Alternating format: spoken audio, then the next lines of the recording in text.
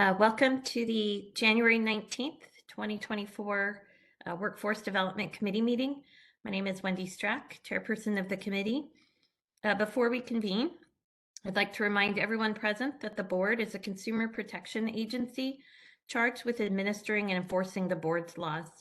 Where protection of the public is inconsistent with other interests sought to be promoted, the protection of the public shall be paramount.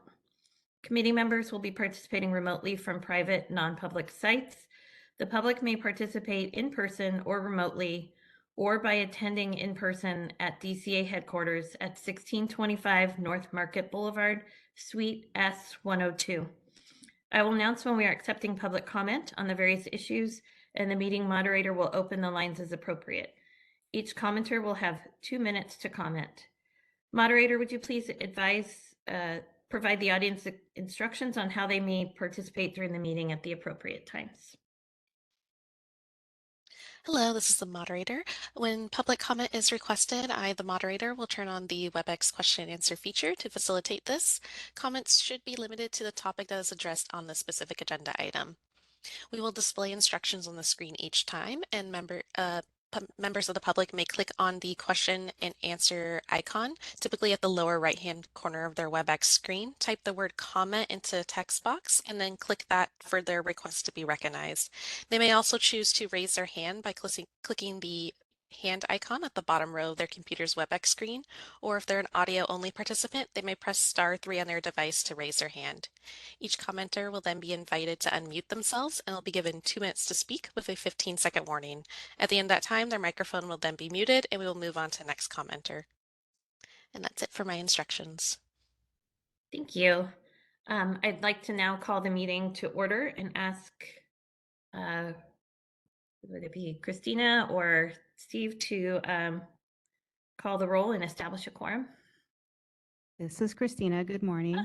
There you are. Good morning. Wendy Strack. Present public member. Justin Huft. Present LMFT member. Annette Walker. Present public board member. And for the record, Eleanor Uribe will be joining us soon. And right now we do have a quorum. Thank you, Christina. Board staff, would you like to introduce yourselves as well?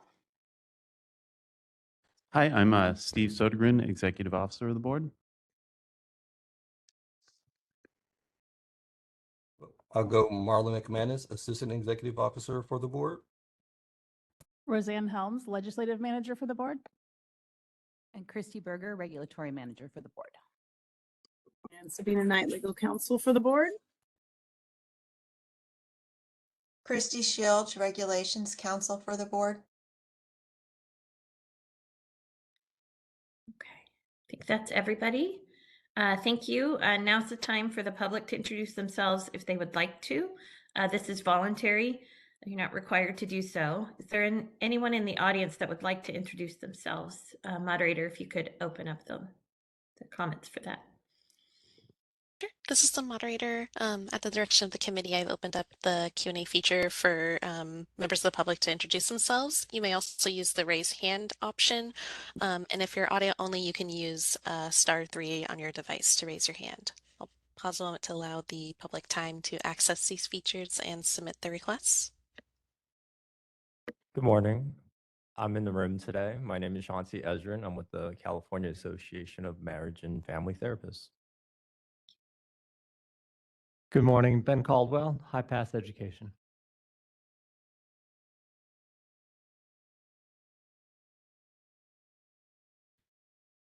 All right, and this is the moderator. Looks like we have a couple people who would like to introduce themselves on WebEx, so I'm going to go in the order received. Thank you. All right, so first we have Kathy Atkins.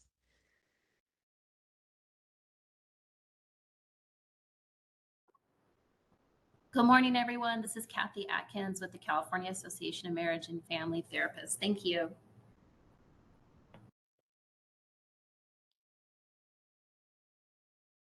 All right, next we have Jasmine Smith.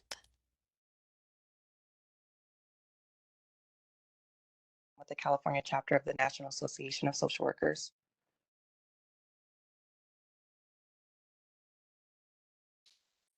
And next we have Laura Patterson.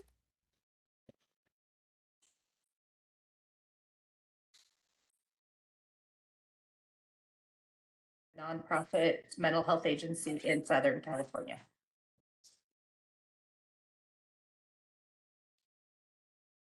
And Selena Liu.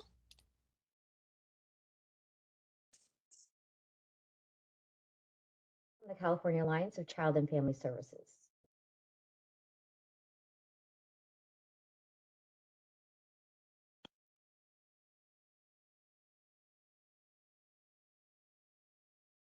And we also have Christina Banton.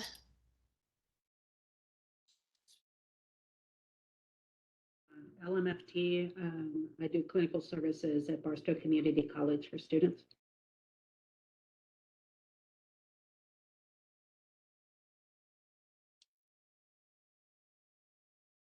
All right, and it looks like that was everyone. And I'm just going to say real quickly, for people that I'm unmuting on WebEx, give the WebEx button a little bit before you start speaking. It seems like WebEx is cutting off the beginning of your sentence. So just when you get unmuted, wait a couple seconds and then start speaking so you don't get cut off. Yep, and it looks like we have one other person, Tiffany Montague.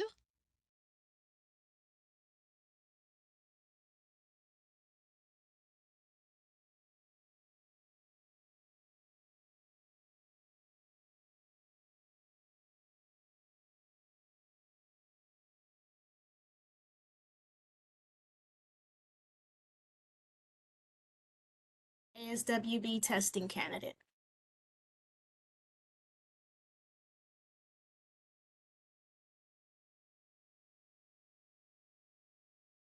All right, and it looks like that was everyone who wanted to introduce themselves. Would you like me to close the WebEx question answer feature? Yes, please. Thank you.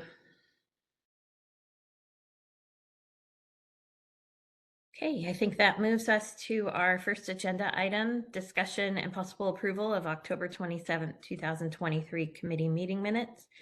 Does any member wish to remove or edit any items from the consent calendar?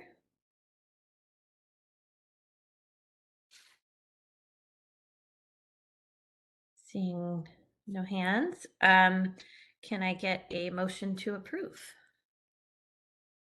Sure, this is Annette Walker, Public Board Member. I'll make a motion to approve the item 3 consent calendar. Hi, Annette, this is Sabina. Just a reminder, can we have our motion reflect the date of the meeting minutes? Sure, thank you, Sabina. This is item 3 consent calendar, discussion and possible approval of October 27th, 2023 licensing committee meeting minutes. Okay, and do we have a second? Let me help you with the motion there. The motion is to approve the October 27th, 2023 Licensing Committee meeting minutes. Great. Do we have a second for that motion? Justin Huff, second. Okay, I'll second it. Are there any comments from the public?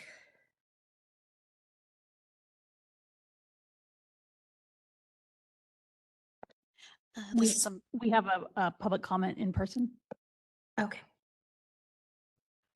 Thank you. Good morning. Ben Caldwell, MFT. On page 4, line 39 here, in the discussion of differential item functioning, differential test functioning, I think number 2 there, it doesn't reflect what I had said in the discussion.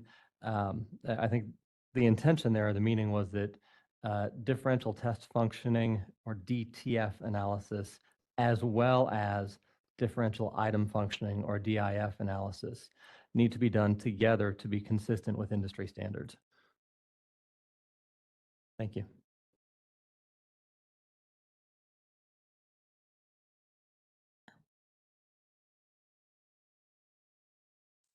Are there any other public comments on this? All right, this is the moderator for members on the WebEx call. I've opened up the question and answer feature, which you can access at the lower right-hand corner of your WebEx screen or use the raise hand icon. And I'll pause a moment to let the public access those features and submit their requests.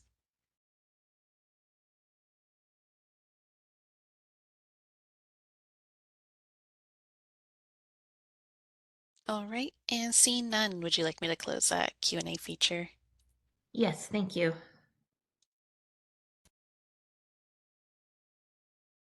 Okay, Christina, are we able to make a modification to the minutes to reflect the public comment? Yes, I'll go back and listen to those minutes and make the necessary changes. So Okay. that would make the motion to approve the October 27th, 2023 Licensing Committee meeting minutes as amended. Dr. Walker, would you like to move that amended motion? Yes, I would. And you said it perfectly. I'll repeat it if you like, but you reflect my comments. Absolutely. My motion. Thank you. Thank you. Okay, and I will second those again. Any comments from the committee members on the revised motion? Okay, Christina, please take the vote. Wendy Strack, Yes. Justin Huft, Yes. Dr. Annette Walker, Yes. motion carries. Okay, thank you, Christina. I thought I saw Eleanor on. Are we, or did she? I am here. My apologies. Okay. Did she call you for the vote on that one? Did I miss it? No, Okay. I am. Christina, are we able to Sabina, include Eleanor? This is Sabina. I think Eleanor joined in the middle of that discussion, so we went ahead and Fine. amended her from gotcha. the vote this time. Yes. Thank you very much. Appreciate that. Okay, so the next item on the agenda is overview of the purpose of the committee. And Steve, I think we turn it over to you. Yes, that would be me. Oh, sorry there. So just like with every committee meeting here, we'd like to look at where we've been and kind of where we're going to be going and some of the items we'll be discussing in the future. During our last meeting on October 27th, sorry here, trying to get the audio so I'm not freaking you guys out with the echo.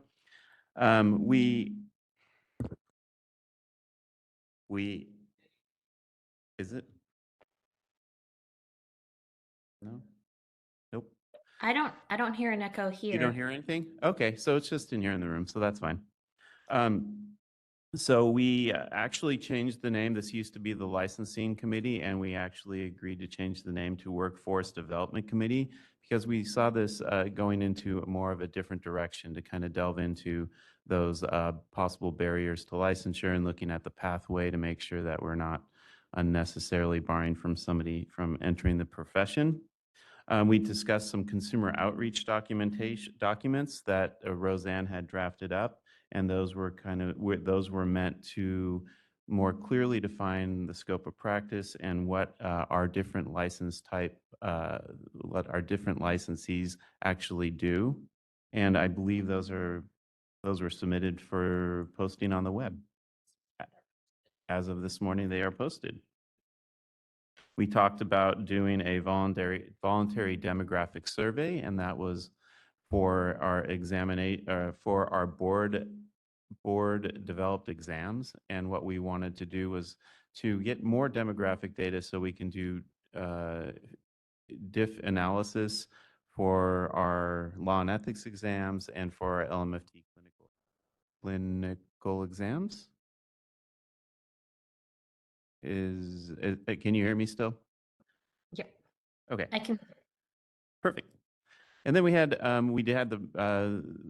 the benefit of having two presentations. One was about the validity of professional examinations by OPES, Dr. Robert Calvert, and we also were joined by the California Alliance of Children and Family, and they were able to kind of give us more information on studies that they have done to look at barriers that may affect licensure and the pathway to licensure. So we got a bunch of items that we're going to be looking at today. Some of those that are not on the agenda that we will be hopefully discussing in the future is the 6-year rule for age of experience hours. We will be discussing possibly developing a practice exam for board developed exams. We'll be looking at the age limit for passing the California Law and Ethics exam and how long we actually retain those scores. Looking at possible incentives, CE, continuing education incentives for licensees to become supervisors. And then looking at the recruitment process for our subject matter experts for developing exams and how we can kind of increase the diversity in our pool of SMEs that we have for the exam development. Additionally, the last 3 items that you'll see on that list are really delving into more data crunching, number crunching about looking at really I like to say that I don't want to, it's not, I got to come up with a better term, but like the dropout rates, looking at our pathway to licensure from coming in and applying for your registration to the end when you're applying for your initial license, and looking at kind of trying to find out where people are falling out of the pathway, or where there is where we can find areas where it's kind of a struggle, and seeing what we can do with that. So it's really looking at data and reporting. So hopefully we'll be bringing more of that to you in the future. And that's about it. Is there any questions? Thank you, Steve. Are there any questions from committee members? Okay. Seeing none. Do we have any members of the public with any questions or comments? Are there any in the room? No? Okay. And moderator, do we have any public comments online? This is the moderator, and at the direction of the committee, I've opened up the Q&A feature for public comment. Members of the public, if you would like to make a comment on this item, please click the Q&A icon located at the bottom right-hand corner of your WebEx screen, or use the raise hand function. And audio-only participants may raise their hand by pressing *3 on their device. I'll go ahead and pause a moment to allow the public time to access these features and submit their requests.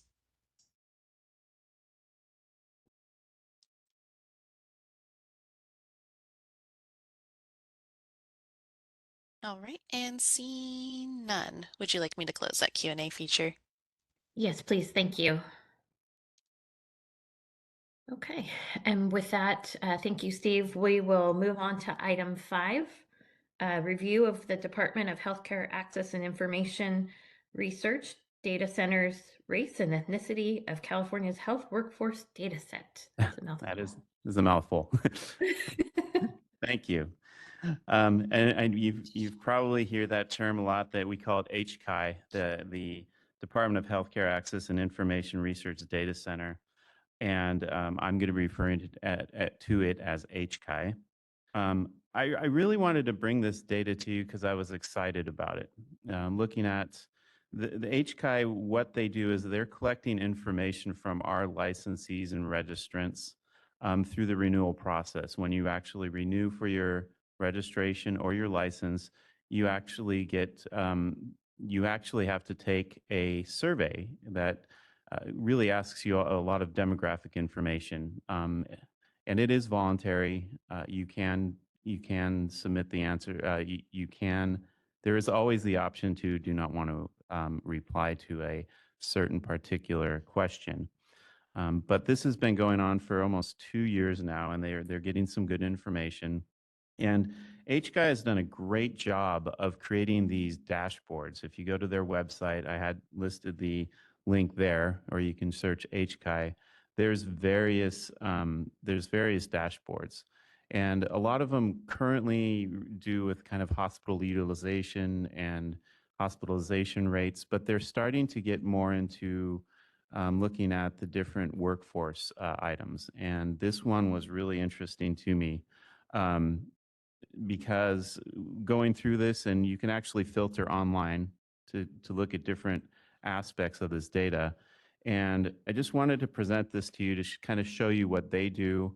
And for this data, I was excited because it looks like, just as a quick glance, and believe me, I have not done a study or anything, just at a quick glance, it looks like our registrant population, our up and coming licensees, the race and ethnicity is really reflecting the California race and ethnicity distribution. So that was kind of exciting. I don't know. I'm assuming that this is pretty good data, so that's good. So just wanted to show you that so you can see what they are producing. I had a conversation with the HCI team, and they are more than willing to work with us on various other reports or studies that we may want to look at. So I think what we're going to do from here is kind of continue on and utilizing them to look at the data that they're receiving and seeing how we can actually present that to the board and kind of prying back some of the questions and getting some of the questions answered that we have. So that's there for your review. I didn't know if there would be any discussion, but questions or comments? Okay, do we have any questions or comments from committee members? Oh, yeah. Dr. Walker. Yes, thank you. Thank you for bringing this forward or bringing this to our attention, Steve. Just can you give us an idea or an example of the survey questions or data that they have collected at this time, just to give us a more of a visual view of what they're getting, what they're seeing? Yeah, you know, I didn't, I think in one of our other board packets, might have been in a board meeting, they do have online what the questions, they do have, if you go to their website, you can see the exact questions that they are asking. And they really do everything from its race, ethnicity, your gender, and a workplace setting. Trying to think what else, where you're located. I forget how many questions there are, but it's a pretty comprehensive list. So Yeah, that sounds like profile or kind of, that's very general. So they don't get into any specific questions about content or anything like that. what do you mean by the content? I'm just, I'm just shooting in the dark here. I Yeah. was hoping you could give us, and I understand where we can find this information, but for the purpose of where we are right now in this moment, for our viewers and our audience and the people that are with you in the room, if we could just get a better understanding of the information or questions that are being asked and the responses that are being captured. What you mentioned is very general. So is that basically it? Are they just getting general race, ethnicity, where you live, things like that, or does it dig a little deeper? Yeah, language is part of it. I was going to try to pull this up here right away to see if I can give you exactly what health workforce data. So do you have an idea of how many questions there are on the survey? I have read the survey. I know it, but I can't really speak to it. Let me look right now. See, survey tool. Here we go. HCI Workforce Survey Tool. Race and ethnicity. With what race do you identify? They ask for what kind of degree you have. Where did you complete that degree? Mm-hmm. Highest level of education. Where did you complete your residency training? What your primary area of practice? It looks at the average number of weeks spent on the following activities: direct patient care or training in research or administration. What address of your primary location? And describe if you have a secondary practice location. It asks a question about if you're looking at retiring in how many years. So that's kind of really good, actually. They ask about if you have an NPI number, and that's where they want to, if people have an NPI number and are willing to offer that to them, they can actually that's important information where they could really look at in-depth studies on practice and payments. Which of the following languages do you speak? And and then it asks about various gender questions and disability status. So there's 20 questions in all. That's very helpful. Thank you for sharing that information. So I think we all have a better idea of what we're capturing here. Appreciate it. And I would, on their website, if you go to that link, or if you look at workforce data, they do have FAQs that explains that it will have that list plus a lot more information in there. That's great. So. Okay, and following up on Dr. Walker's question, Steve, so it seems like the data, at least that's contained in the as an attachment to the report in our packet, that represents sort of the overall licensee population from DCA. Do they maybe at that link we can explore the link, but do they break it out by license type? Is there a way to dig deeper into that, or right now we're just looking at it as a whole? No, on the actual website, first of all, you can filter it by the kind of the work, what do they call the area, behavioral health or medical or nursing. And then you can actually even filter it by the license types. For us, what I had them do, because I was interested in seeing, is they were able to take that information and make this presentation just for our registration and licensees, and that's just for the board, what you see here. Okay, so what's in the packet, that's for the board, not for DCA as a whole? The data that you see in the packet is just for us, for our registrants and licensees. Great. But I like data. I like the report. You should check. You can also go by region, and also you can filter it in. So what I presented right here is by region, race, and then license type, registration or license. Oh, perfect. And now I see that clarification in the report itself, so I apologize for the duplicate question. So, okay, switching back and forth between the item and my screen. Are there any other questions or comments from committee members? Okay, seeing none. Are there any questions or comments from the public? First, we'll check in the room. Steve, are there any there in the room? Yeah. Yes. Thank you. Ben Caldwell, MFT. This data does show some improvement in terms of racial and ethnic representation in the registered population. At the same time, the age distribution of the licensed population and the age distribution of the registered population are quite different. If you compare our registered population against their similar age cohort in the state, you'll find that white non-Hispanic individuals are still significantly overrepresented among BBS registrants. In the state population of adults 25 to 54, I don't know this, I just looked it up yesterday.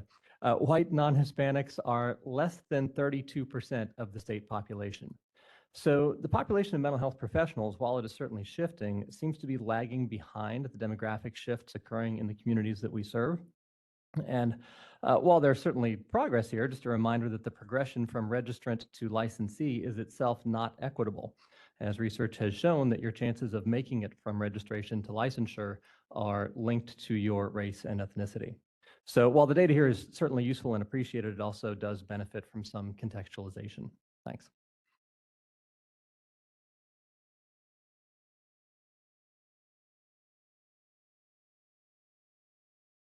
We have no other comments in the room. Thank you. I don't have to.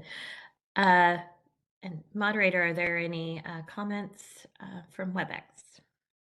This is the moderator. At the direction of the committee, I've opened up the Q&A feature for public comment. Members of the public, if you would like to make a comment on this item, please click the Q&A icon located at the bottom right-hand corner of your WebEx screen, or use the raise hand function.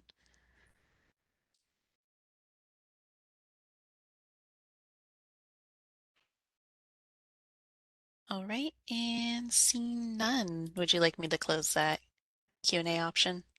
Yes, thank you. Okay. And that takes us to our next agenda item 6, discussion of permitting early eligibility to take the clinical examination. And Roseanne, I think you are providing us with this overview. Yes, thank you, Wendy.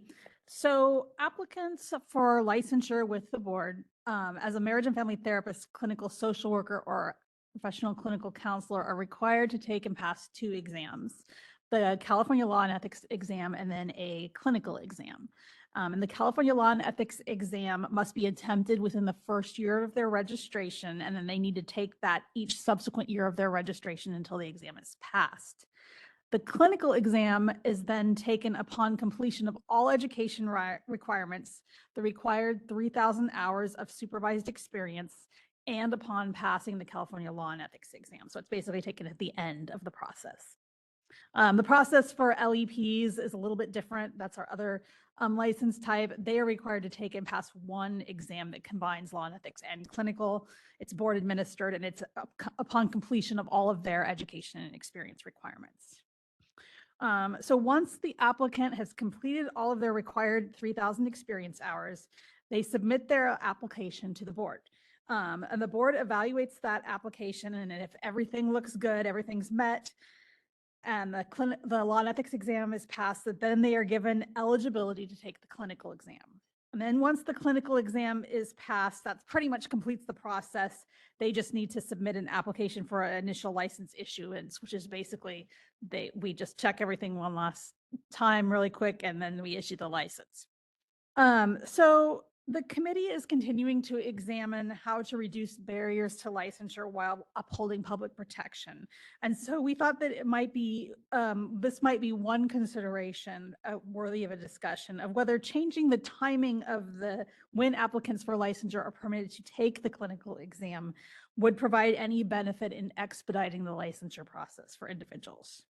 There's some precedent for this. The Psychology Board recently, AB 282 was signed by the governor, and that allows them to change the timing of when their examinations are taken. So currently, or I guess I should say well, they haven't implemented it yet. So currently, individuals who are seeking a psychology license need to take a national exam upon completion of their doctorate degree and 1,500 required hours of supervised experience. And then once they've finished their required 3,000 hours and passed the national exam, at the end of their process, they take a board administered exam. With AB 282, that changes their process, although they need to run regulations still to implement it. And the bill was run in response to concerns about processing times at the Board of Psychology. And so under this bill, applicants for licensure will be permitted to take the required exams upon completion of all academic coursework required for their doctorate degree. So basically they finish their doctorate degree coursework.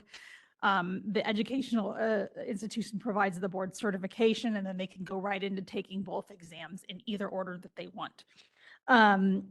But the bill does contain a clause that if the national exam entity opposes additional eligibility requirements for their exam, the board needs to implement a process to verify that that's been completed. And that's because I believe that the administrators of the National Psychology license are preparing some changes to one of their exams where a piece of it needs to be taken after a certain number of hours. So there is still going to be one piece in the future that's a little bit delayed, although I don't think that they're talking about doing it after the full 3,000 hours.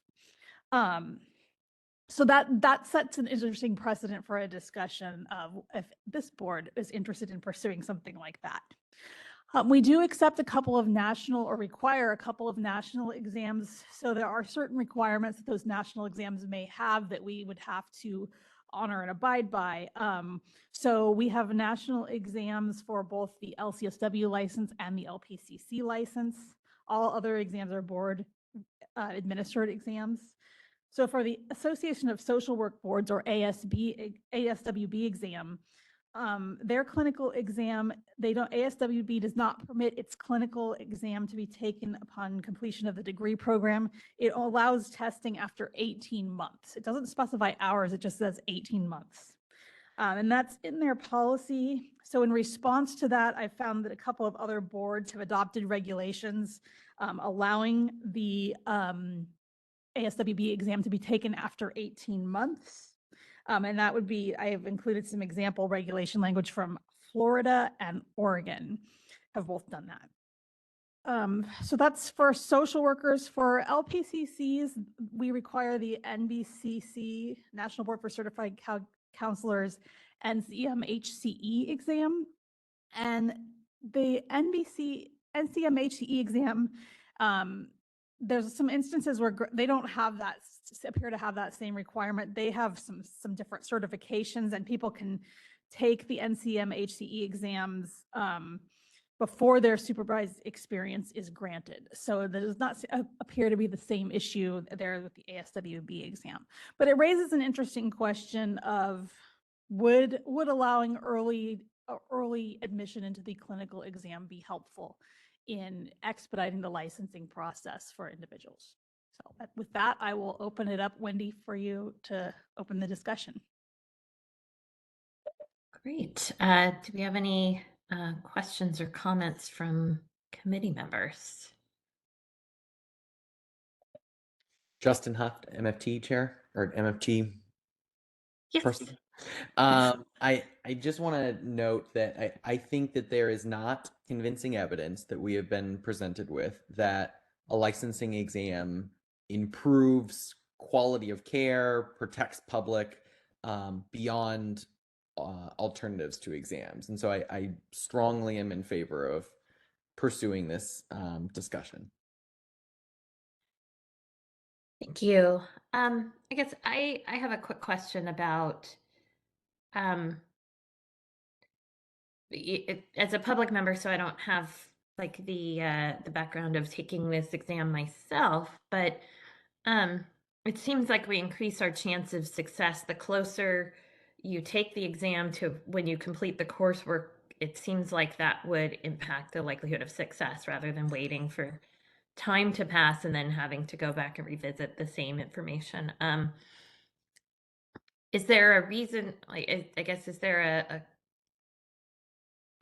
a reason why that would prove problematic? Like if we did move up the time when they can take the exam, I guess I'm not articulating it very well. I'm still working on my coffee this morning, but I guess the question is kind of why is it set up this way, and what are the drawbacks possibly to moving it up? Some will argue that the exams are designed for having some supervised clinical experience, and so you're more likely to pass it once you have your a significant hours of clinical experience. I'm sure that that's debatable though. So I don't think that there's anything concrete on either side. I think that there probably would be a variety of opinions. And so psychology has moved to do this. It would be a choice for the applicants, most likely. You could choose to take it right out of school if you felt like you might be able to pass it right out of school, or you could wait a little while until you got some experience, or you could wait to take it till the end if that made you more comfortable. That's the way that the psychology model appears to be set up, barring any requirements set down by their national organization. So I think that you will probably hear a lot of differing arguments on that question. Okay, thank you. Any other questions from committee members? Okay. Let's go to the public. Perhaps we'll start in the room. I imagine we'll have some feedback on this one. We do have a public comment from Ben Caldwell. Thank you. Yes. It's worth noting this bill or proposal, it's not pro or anti-exam, as it doesn't fundamentally change the exam requirement. It's really a workforce development bill. It's about reducing delays to licensure that can occur both from processing times and from having to wait to take the clinical exam until after the hours are completed. And then if somebody fails on their first attempt, waiting additional months beyond their hours already being done. So I think it's best to contextualize this as a workforce bill and not, again, not being pro or anti-exam. To the earlier discussion, while ASWB and probably some other developers might argue that their exams are intended to assess people after a certain amount of experience, the available data, limited as it is, suggests that, as Board Member Strack noted, pass rates are higher when the exams are taken earlier. That is closer to when someone completes their graduate degree. And that does at least make some logical sense because their broad scope of knowledge from their degree program would be fresher. They're still a little more familiar with that kind of 4-option multiple choice structure. It's, the academic skills that come up as important in the clinical exam might be in better shape when somebody is closer to the completion of their degree. If the exams were valid for assessing the kind of specialized experience that ASWB and some others might claim, then you wouldn't expect to see that correlation. So there does appear to be some benefit in moving the exam up in the process. Thank you. Thank you. Do we have any other comments in the room? No. Okay. Moderator, if you'll open WebEx comments, please. This is the moderator, and at the direction of the committee, I've opened up the Q&A feature for public comment. Members of the public, if you would like to make a comment on this item, please click the Q&A icon located at the bottom right-hand corner of your WebEx screen, or use the raise hand function. And it looks like we do have several individuals with their hands raised, so I'm going to go in the order that they were received. First, we have GV Ayers, and GV, you'll be given 2 minutes to speak and a 15-second warning. Please click the unmute me button when the prompt appears on your device.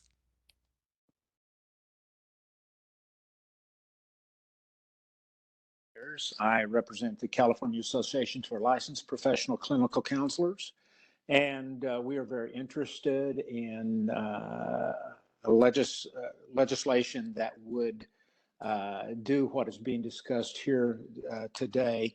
What we're very concerned with and what we are advocating for is streamlining the process of licensure so applicants, to enable applicants to qualify for the licensing exam and help the LPCCs in California to enter the workforce in an expedited basis or without delays by allowing applicants to be able to take their exam after they've verified or after they've completed the educational process and prior to having to complete all of the experience. Only allowing the clinical exam to take place after the experience requirement has been met may present an artificial barrier to successful passage of the exam, and then obviously a artificial barrier then to licensure. And that results in the ability for people to get to receive the quality of care that we need to have, and I believe that's a great consideration here for the workforce development. Thank you so much.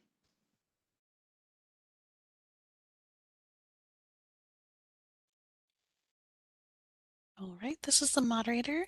Next, we have Lisa Weniner.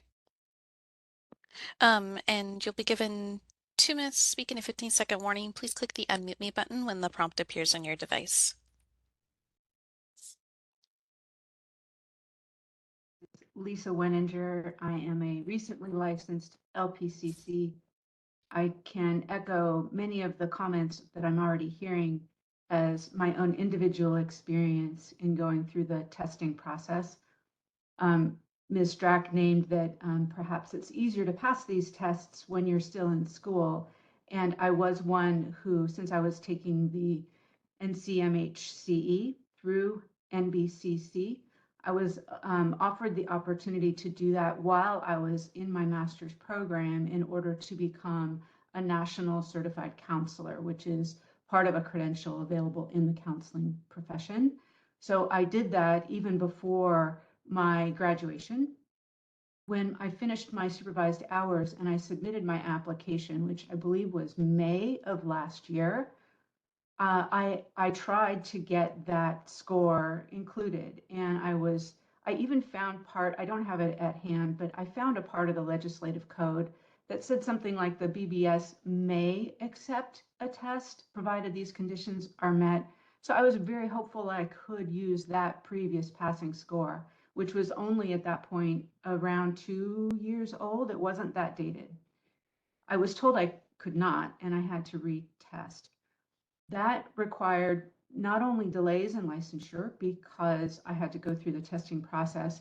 Those delays were significant, not only because of just scheduling a test, but there's I'll call it a glitch on the NBCC side, where they apparently only submit their score reports to the BBS once a month.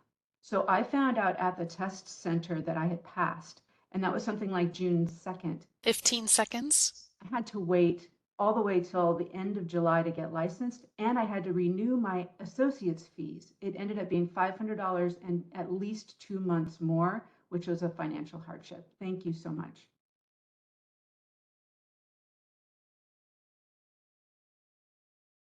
All right, this is a moderator. Next we have Lisa Cygolski. And Lisa, you'll be given 2 minutes to speak and a 15-second warning. Please click the unmute me button when the prompt appears on your device.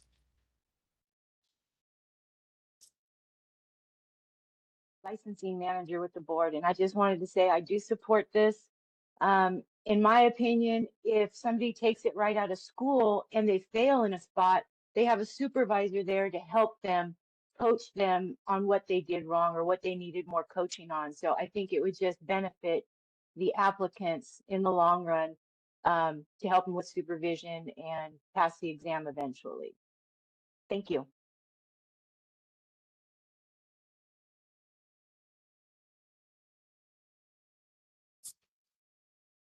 All right, this is the moderator. Next we have Selena Liu. And Selena, you'll be given 2 minutes to speak and a 15-second warning. Please click the unmute me button when the prompt appears on your device. Hi, this is Selena Lou Raphael again from the California Alliance of Child and Family Services. We are in support of any changes that the BBS can make to allow for a less burdensome road for licensure for applicants that does not interfere with public protection and/or clinical qualifications. We have not heard from anyone who has indicated an early testing allowance would in any way negatively impact those important parameters. And this was a central recommendation in our Barriers to Licensure report that was referenced earlier in this meeting that we presented to this committee of the BBS in October. Also echoing other people's support that has been presented already. Thank you.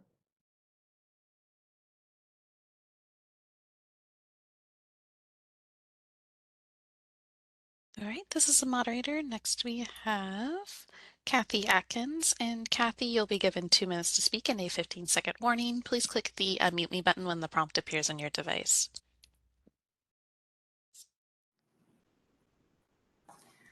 Good morning, everyone. This is Kathy Atkins from CAMFT. We are absolutely in favor and moving forward on the discussion and assessment of moving the exam possibility up. To date, we have seen no direct or clear reason for a clinical hour minimum tied to moving that up. But with that said, we definitely want to engage and appreciate this conversation to see if there is some concern about needing a minimum hour and/or requirements for other licensure that would make something consistent and reasonable to implement. So we're open to that conversation, but we just haven't seen anything, or it hasn't been provided to us any concerns, but we're definitely cognizant of a conversation for reasonableness on the BBS part. Certainly we don't want to speak for our colleagues at AMFTRB or AMFT, but we did reach out to them to get their thoughts on this. And their response, nothing in the response gave us any pause to move forward with how we're testifying today. And generally, when I was looking at this and we were discussing it, the way I just look at it, as speaker said it earlier, is just sort of giving a longer runway to applicants to take and pass the exam while they're obtaining clinical hours, and it gives them the allowance. Some people are going to want to take it right away, and some people recognize they're going to want to get some clinical hours under their belt. Anyways, we really appreciate the BBS engaging in this conversation, as well as in support for how I testified, as well as the majority of how everyone else provided testimony. Thank you.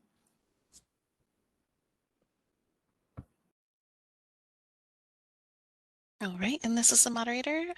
Lastly, we have Tiffany Montague. And Tiffany, you'll be given 2 minutes to speak and a 15-second warning. Please click the unmute me button when the prompt appears on your device.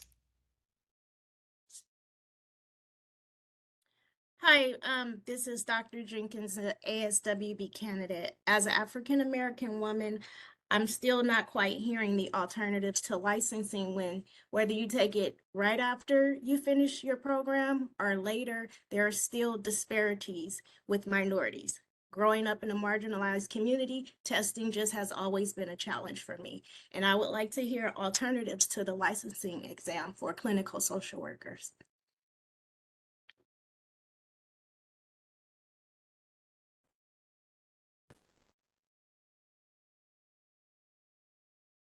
All right, this is the moderator. Appears that was our last request for public comment. Would you like me to close the Q&A feature? Yes, thank you.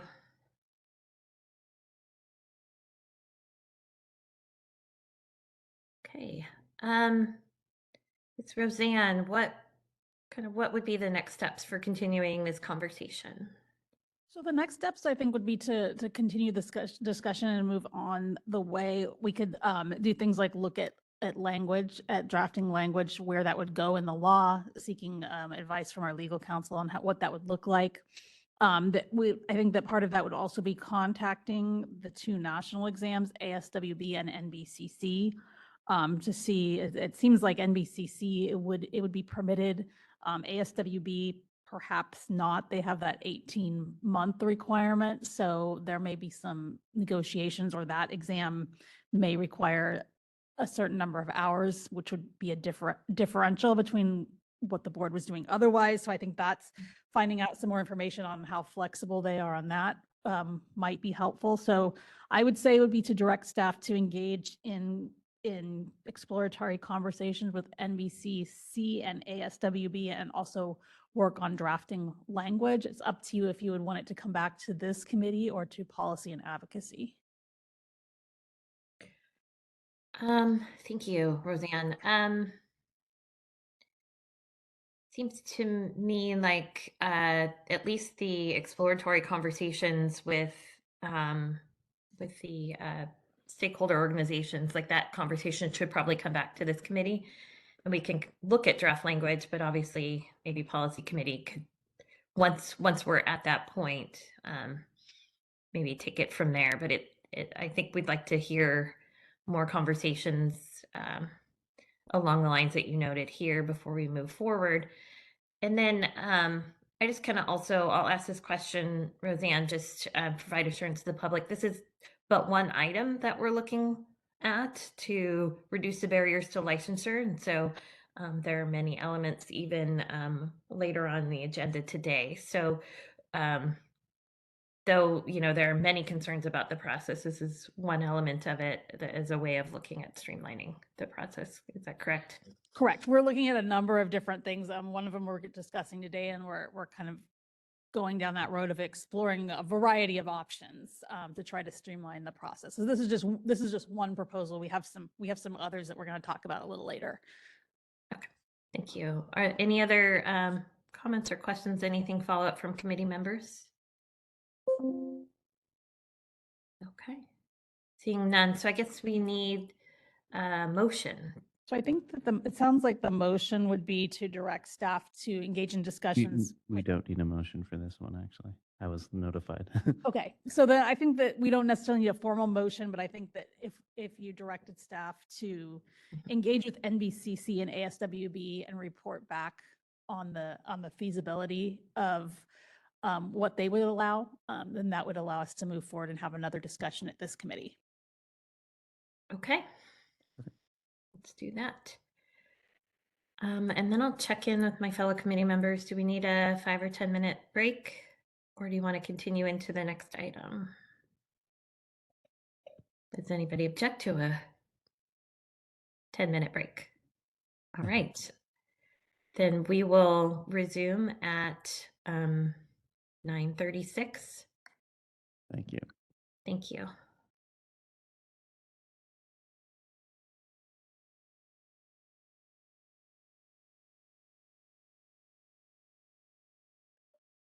It is 9:36. Time to resume our meeting.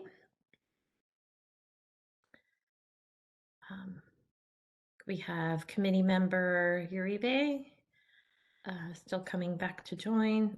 There we're all here. Okay, well, welcome back. We'll be moving to item 7, discussion of potential exam alternatives. And Roseanne, we'll turn it over to you. Thanks, Wendy. So there has been recent interest among the board and its stakeholders, and some other states have as well been exploring alternatives to a state clinical licensure exam. And so we've looked around. There's some legislative proposals in other states going on right now. There has been in the past year or so with varying levels of success, focusing on eliminating licensure exams for licensure. Typically, we see that at the Masters of Social Work level, not as much at the clinical level. However, there has been one successful legislative effort that created an exam alternative at the clinical level for social work, and that was in Illinois. It was called House Bill 2365. It was passed and signed, and it became effective just this past month, January 1, 2024. So that bill establishes an exam alternative for clinical social work applicants as follows. The applicant must attempt the ASWB exam at least once or have attempted it in the past 5 years. And then in lieu of passing the exam, so if they don't pass it after that one attempt, the applicant may instead choose to gain at least 3,000 additional hours of supervised professional experience within the past 10 calendar years. So they're already required in Illinois to have 3,000 experience hours for a license. So if they decide that I don't want to take the exam anymore, I just want to gain extra hours, they would need to have an extra 3,000 experience hours over a 10-year period, and that would be their alternative. And so we wanted to bring, I brought there's a link in the memo to that actual bill, so that if you wanted to see the actual text of that, and I wanted to open that up as a discussion item. Thank you. Committee members, any initial comments or questions? Sorry, I'm trying to look through. No questions yet? Okay. Guess I will start. For this one, it seems like that this is at least an interesting path to consider, that more experience in lieu of an exam itself could provide some benefit and open up licensure to more applicants. But I'm not being a public member and not a licensee, I'm not really, I feel like we need a little more input on this. Perhaps we will go to public comment. Any public comment in the room? Yes. Thank you. Ben Caldwell, MFT. Just as a reminder, clinical exams in mental health care have been in use for more than 60 years. And in that time, not 1 ounce of evidence has shown that exam results correlate with any future behavior.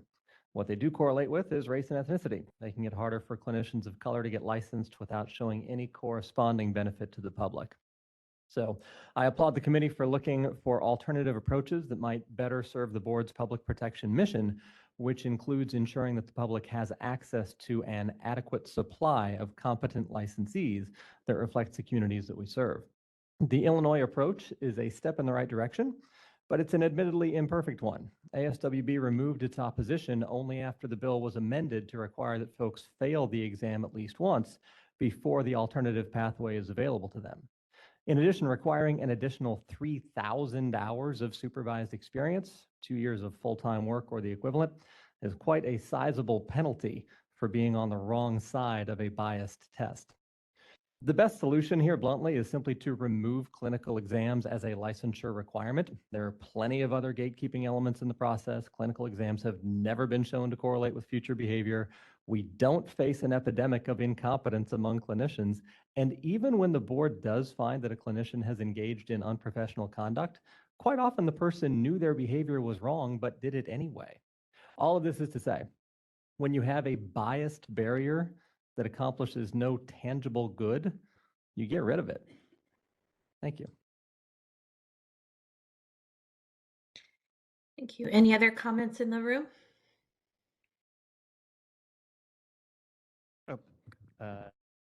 No. Okay, thank you. Moderator will move to comments on WebEx. This is the moderator, and at the direction of the committee, I've opened up the Q&A feature for public comment. Members of the public, if you would like to make a comment on this item, please click the Q&A icon located at the bottom right-hand corner of your WebEx screen, or use the raise hand function. I'll pause a moment to allow the public time to access these features and submit their requests.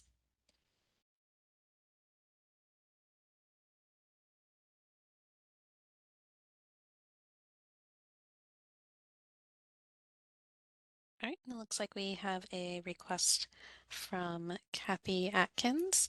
Oh, we have a couple people. My apologies. So we'll go in the order they were received. First, we have Kathy Atkins. You'll be given 2 minutes to speak and a 15-second warning. Please click the unmute me button when the prompt appears on your device.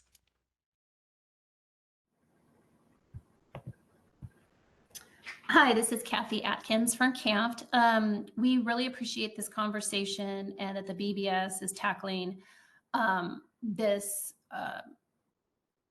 complicated issue that affects not just the licensees regulated by the BBS, but other licensees statewide and nationally. We underscore the concerns raised about bias in standardized exams and advocate to move forward with assessment and research on how deep this is rooted and ways to improve it. While CAMF does not agree with all the testimony or implications about examination necessity, we do support researching this and not tabling it and moving forward. What CAMF is hoping the BBS does, as well as other regulatory boards, is find ways to improve the examination process, ways to decrease bias if it is found. And for CAMF, we're also simultaneously advocating a move to the national exam and away from the California exam for MFTs. But we appreciate this conversation. We absolutely underscore the concerns raised generally about bias in the exam and the impact on both provider and patients. Thank you.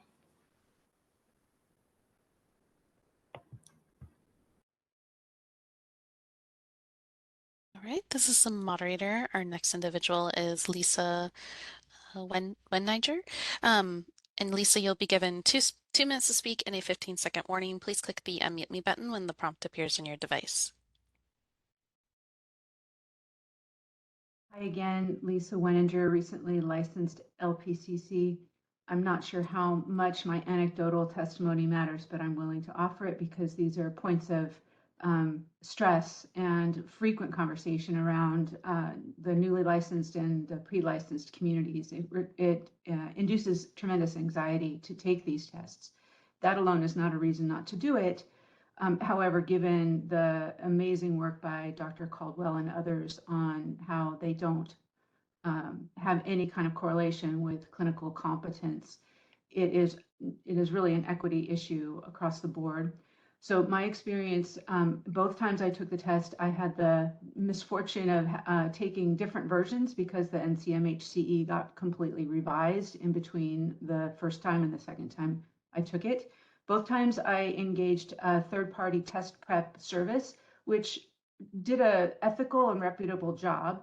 And was all about teaching me how to take the test instead of teaching me the content. In other words, these tests are designed where they trick you. It was even worse, the original version, honestly, but the new NCMHCE still has the same issues where you have to think like a test designer, not like a clinician. And so that's really not helping us be better clinicians. So I just wanted to offer that additional point. Thank you so much.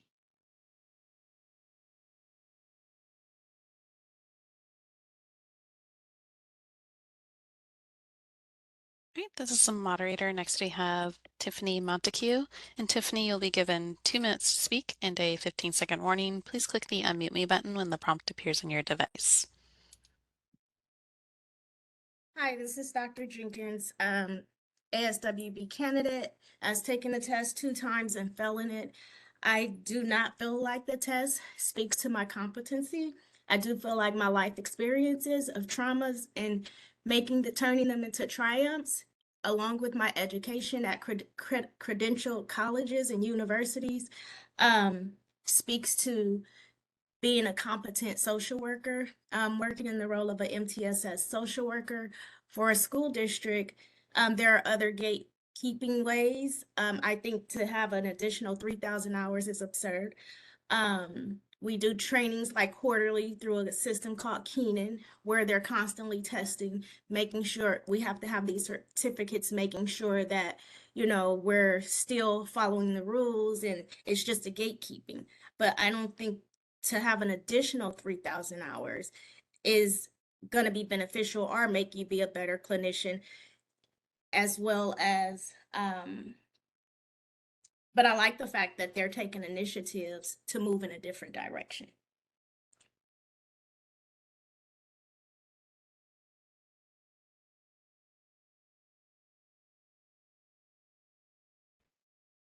All right, this is the moderator. Next we have Rachel Doyle. And Rachel, you'll be given 2 minutes to speak and a 15-second warning. Please click the unmute me button when the prompt appears on your device.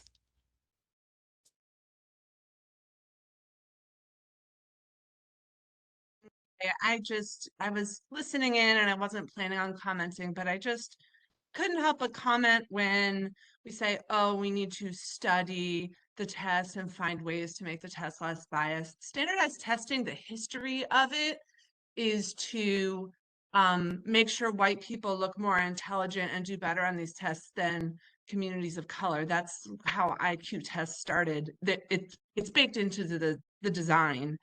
Additionally, ASWB has taken no accountability that there might be bias in their exam. They, you know, spout offensive things like stereotype threat, saying that this is why people don't pass the test. I have been a licensed clinical social worker for more than a decade now, and I can tell you that I have supervised talented social workers who have trouble passing this exam. And you can't boil people down to a 150 question multiple choice exam with 4 answers. That's just not how social work works. And I just want to end with a quote from the NABSW, National Association of Black Social Workers, from 1983. So when we were first starting to talk about licensing, NABSW predicted the future. They said, licensing of social work is deceptive as it purports to protect the public and ensure quality service, when in fact it merely serves to falsely legitimize professional status and assure qualification for third-party reimbursement. That's not what social work is about. And so we really, you know, to be equitable and to provide services that people desperately need, we need to get rid of this exam. Thank you.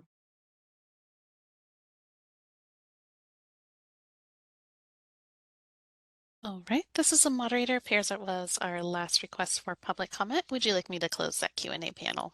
Yes, thank you. Okay.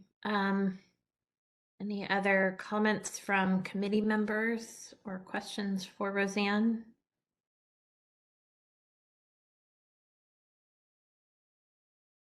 Okay. Roseanne, are we going to kind of continue to look at other exam alternatives, or is this just the first part of this discussion? This is sort of the beginning of the discussion. There might be, I mean, there's other legislation running this year. This is the first successful proposal that we've seen. So it remains to be seen what else might arise out there. So I mean, I just wanted to throw this proposal out there because it now exists as actual law. We are continuing to monitor, and we're going to continue having these types of discussions at this committee as we get new information. Okay. Right. Seeing no other comments and questions, we'll move on to item 8. Ashley, can I jump in here? Oh, I'm sorry. I didn't see it on my screen. Sorry about That's that. okay. I rose my hand a little late there. I appreciate the public comments and Roseanne's follow-up. I guess my thought here is for the benefit of this workforce committee, where does this particular item, where does the discussion on this particular item go? We're not asking her to explore this any further, you know, from what I understand in this moment, because we don't want to waste staff's time either. This is not something that we want to explore any further. So Roseanne and our committee chair, where are we leaving this particular item? So we have this kind of as knowledge that this is one option on the table. We'll continue to monitor for others. I'm not hearing that we want to pursue this. So I would say that we'll just keep looking and seeing what's out there. It seems to be a dynamic situation. And but I don't know what's gonna, come on the table this year, but we'll keep looking for solutions. Great, I appreciate that. That's my understanding in this moment as well. So I'm not expecting for you to come back with anything else on this other than just continuing to monitor it.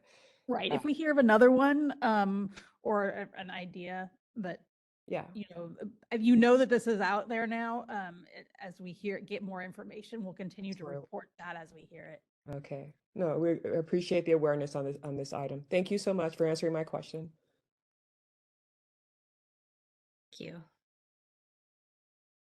Okay, so I think with that, we are moving on to item 8, discussion and possible recommendation regarding proposed amendments to the board's additional examination time, English as a second language regulations. And then I'll leave the particular code reference just there on the screen. Roseanne, I think you're doing this item as well.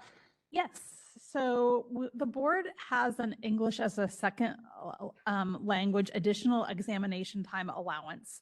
That regulation was established in 2017. Before that, we did not have an ESL allowance. The regulation, which is section 1805.2 in the California Code of Regulations, supersedes any allowances offered by our test vendors. So our test vendors sometimes have their own always have their own allowances, but we have established our own, and so our test vendors abide by that particular allowance. So our allowance is as follows: a qualifying applicant will be granted time and a half on an exam if they meet one of 3 criteria. They can either obtain a score of 85 or below on the test of English as a foreign language, internet-based test, which is known as the TOEFL test. And that score needs to be taken in the past 2 years. And I would note that the current cost of this is $255 if taken in the US. And this option is how many of our ESL candidates that are granted an allowance, this is the most common way that they qualify. Other things that they can do, they can choose to get documentation from their master's degree program that their program had granted them additional exam time or another allowance due to speaking English as a second language. That's another option on the table for them. Or they can provide documentation that their qualifying master's degree was obtained from a school outside the US and at least half of the coursework was presented in a language other than English. So those are the 3 options they have. And if they meet one of those criteria, then we grant them time and a half on the exam. We have 3 different exam vendors. Each of those has their own accommodation policies and they vary. But like I said, ours overrides them, but I'm going to tell you what they are because there are some different approaches out there. The ASWB that administers the LCSW clinical exam is one test vendor that we have. NBCC, which administers the LPCC clinical exam for the board, and then Pearson VUE administers all of our other board developed exams for us. So in terms of those three agencies and what they have is as ESL accommodations, ASWB for the LCSW clinical exam will allow up to 2 extra hours on their exam, and the applicant may request permission to use up to 2 dictionaries. And the way to qualify for that is very simple. They just must certify under penalty of perjury that their primary or first language is one other than English. So that's what ASWB requires. For NBCC, which is the LPCC clinical exam, they will grant extended time not to exceed time and a half and or use of an approved bilingual dictionary. And they have a process to follow on how to qualify for that.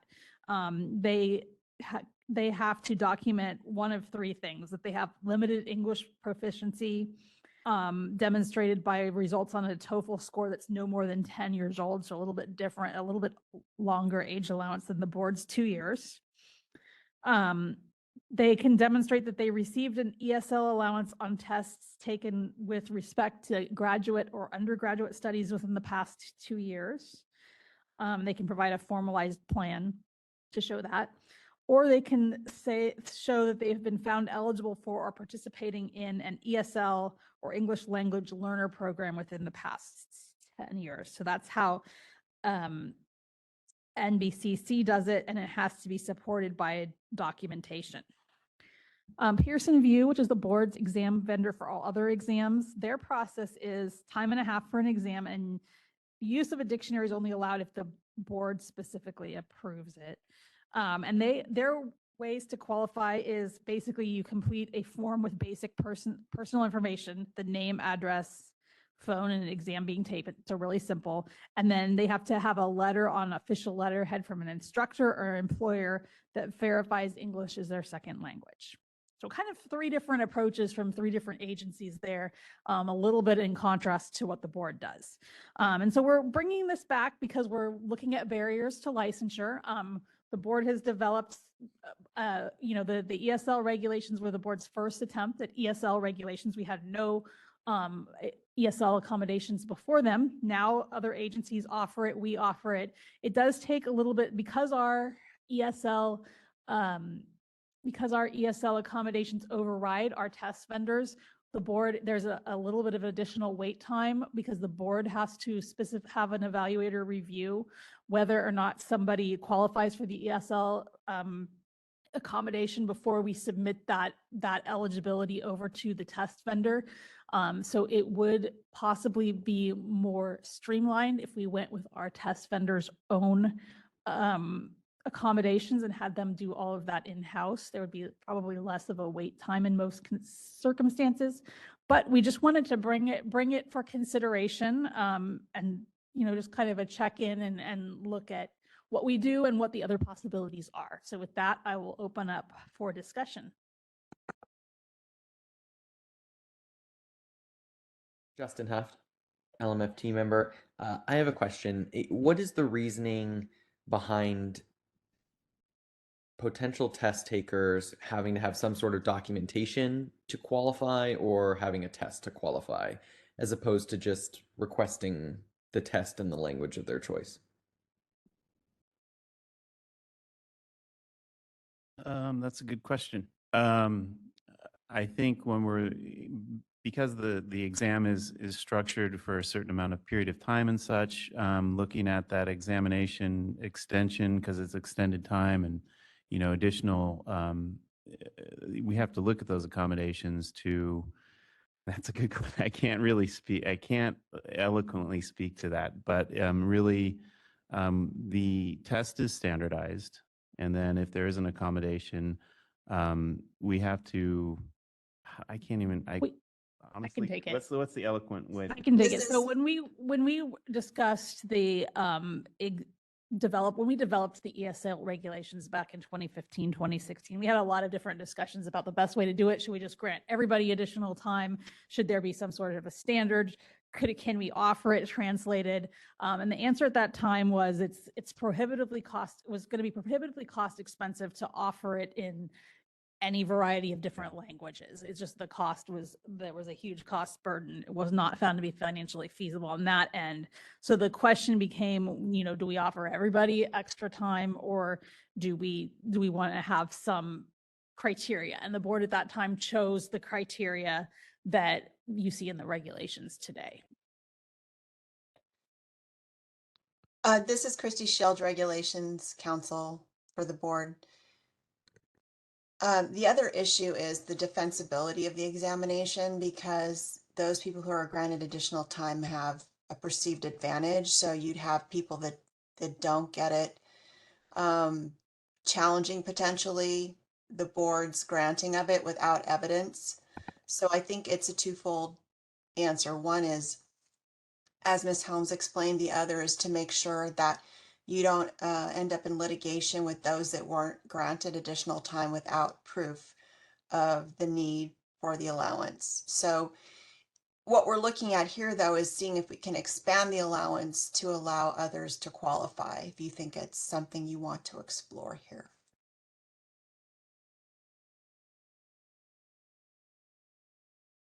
Thank you both. It seems to me that one of the barriers here is the hoops that people have to jump through to qualify to take a test that, in addition, we see other problems with once they even take the test. So are we seeking to try and eliminate those barriers or expand who is able to qualify? I guess I'm not clear what the goal is, because even from the very beginning of what hoops people are jumping through, it's not making sense why they're doing that. Goal is to examine what we offer now and kind of compare it to what the testing agency is, to see if the board is interested in, if we were to go with what the current test vendors do, that would reduce a barrier in a small way, and that there wouldn't be that additional processing time that somebody for ESL had to go through with the board. They would just go to the test vendor, deal directly with them. They usually have a form to fill out, submit that, and then so there would be a little bit of a streamlining process. And in some cases, depending on the vendor's qualifications, I would say they're all basically a little bit easier than the board's current, just because NBCC allows it to be the TOEFL to be 10 years old. I would say Pearson VUE and ASWB have a more streamlined process where they're just attesting to the fact that they meet the requirements, or having somebody else attest. Okay. Dr. Walker, I believe you have your hand up as well for Yes, questions. thank you. I'm kind of, I feel like my colleague, Justin Huff there, I'm kind of all over the place here with this. I understand it, but then I think it warrants further discussion and exploration, so I'm glad it is an agenda item. I guess I think this is an urgent matter. It's time sensitive, if you will, for not only the test takers, but for the board as well, as far as accommodating our consumers' needs. So again, I'm sorry for the hesitation. I just have a lot of thoughts on this matter. One is for the testee. I'm curious to know, is the 2-hour consensus of time and the use of dictionaries, if you will, is enough? I mean, has that been surveyed? Is it enough? So that's just a question I'm putting out there, because I would push the board to look at possibly even opening that up to a greater time allowance. And I do like what Christy was saying. Forgive me if I butcher your last name. Is it Schlesinger? It's Shields, but you can just call me Christy if that Yes, works I'm for so you. sorry. Yeah, thank you. I thank you for that, Christy. Just using this across the board, I think that warrants a greater conversation as well. So I'm kind of, again, all over the place, but my point of making a comment is that I think this matter is urgent, is time sensitive, and it does warrant further exploration and looking at truly utilizing what is on the table right now, but the board even taking the lead and making it an even greater additional examination time um, by making it giving them more time, more than the 2 hours that I'm hearing, if that makes any sense. I'm sorry if it's just a comment, no questions there. Thank you. Any other comments from committee members? Justin Hoffman, LMFT member. If we are interested in trying to decrease the dropout rate at different stages in the pipeline, I would like to see us adopt some sort of policy that will supersede these different organizations' policies and requesting exam exemptions and different benefits, where people only have to attest to the language that they speak, or their first or primary language. This is already done in 2 of the 3 options, and I think that would be reasonable. Yeah, I think that would be a reasonable start. Thank you. And Christy, I see your hand up. So just my recommendation, it's just advice, is to retain the existing other options, only because in my experience, some applicants are uncomfortable with signing a declaration under penalty of perjury that may subject them to criminal prosecution. So to allow people as many options as possible, if you want to go down the declaration route, I would suggest adding it to a number of items, number of pathways for meeting the requirement, giving people as many options as possible so that if there is discomfort with signing a declaration, they can choose another option.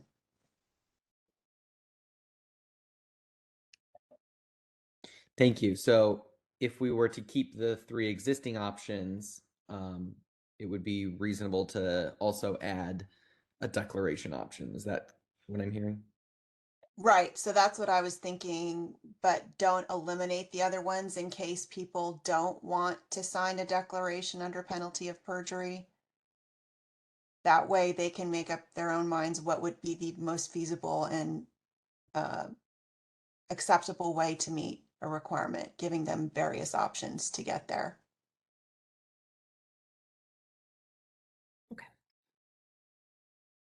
Thank you.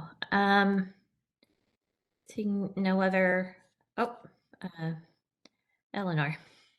Yeah, I was just thinking, as it is, the test is pretty long, and if you're adding another 2 hours, that's pretty grueling. So I don't know if there's any possibility of even giving a little break or something, because that's a very long time. So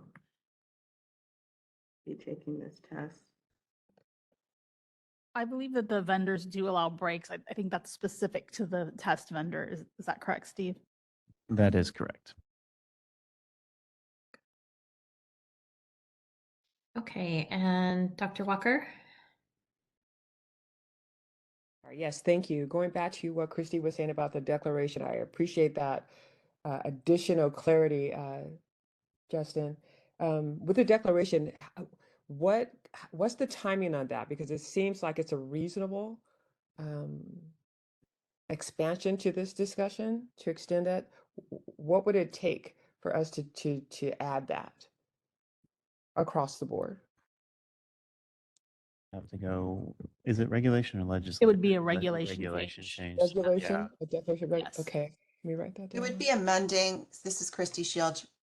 We would be amending, the board would be amending section 1805.2, and there's a copy.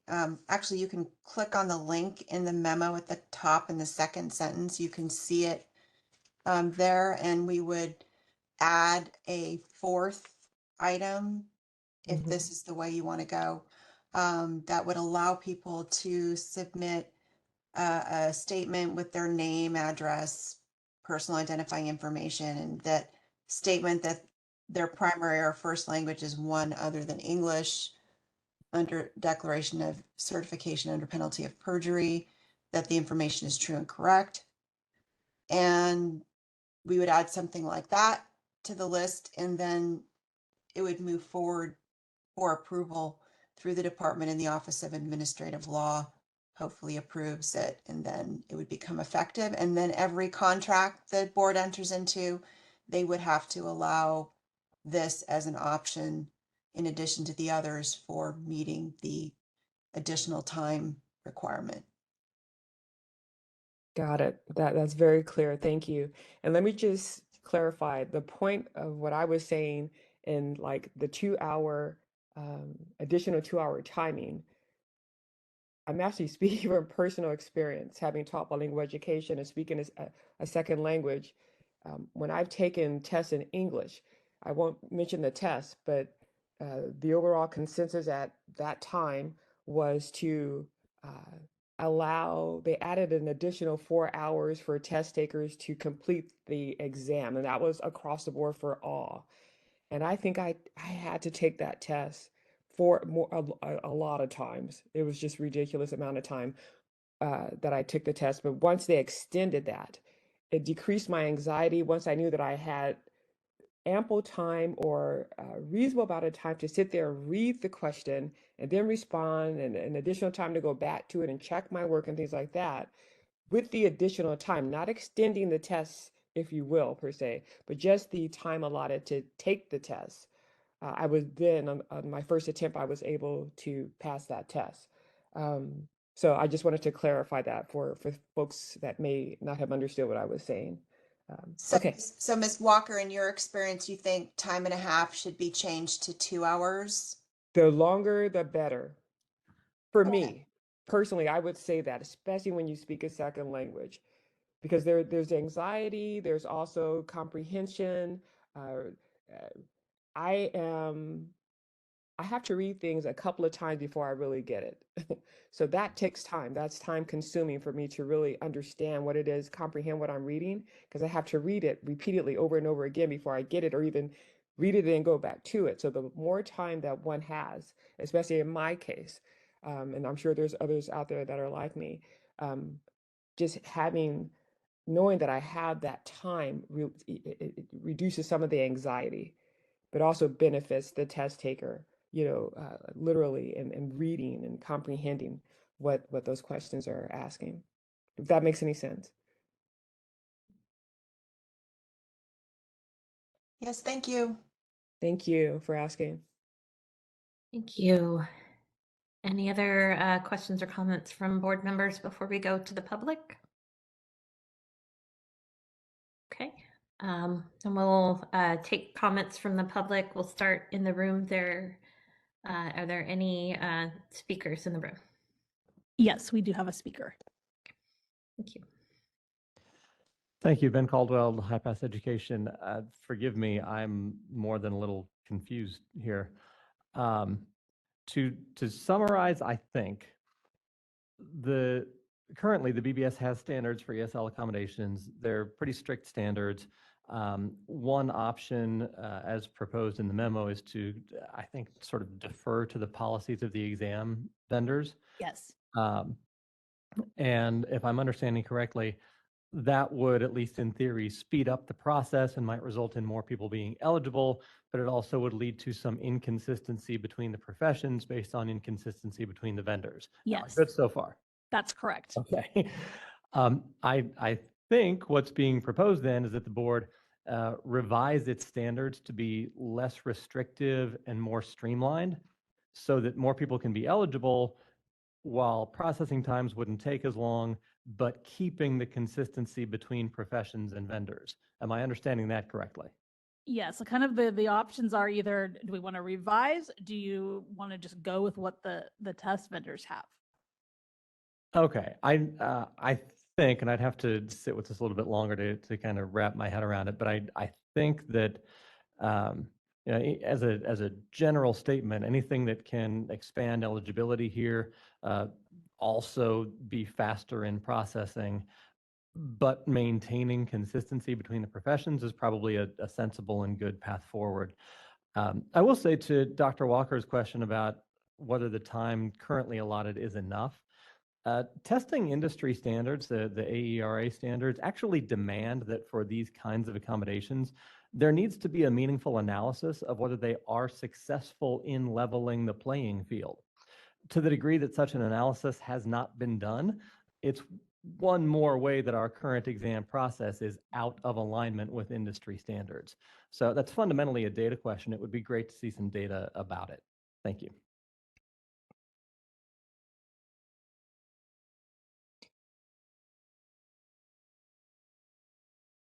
Assuming that's the only comment in the room, we will move to online comments with the moderator. This is the moderator, not the direction of the committee. I've opened up the Q&A feature for public comment. Members of the public, if you would like to make a comment on this item, please click the Q&A icon located at the bottom right-hand corner of your WebEx screen or use the raise hand function. And it looks like we do have a couple requests. So I'll start with our first one, Tiffany Montague. And Tiffany, you'll be given 2 minutes to speak and a 15-second warning. Please click the unmute me button when the prompt appears on your device. Hi, I have a question about the vendors. Per my understanding, Pearson has moved to PSI. The vendor, Pearson is no longer the vendor for the ASWB test. That is correct, actually. That just happened. Yes, but ASWB still has my understanding is that their standards for qualifying for time and a half would stay. They're keeping theirs. So they're not using whatever PSI's ESL accommodations are. They're using their own. Correct. That's what I believe. Thank you.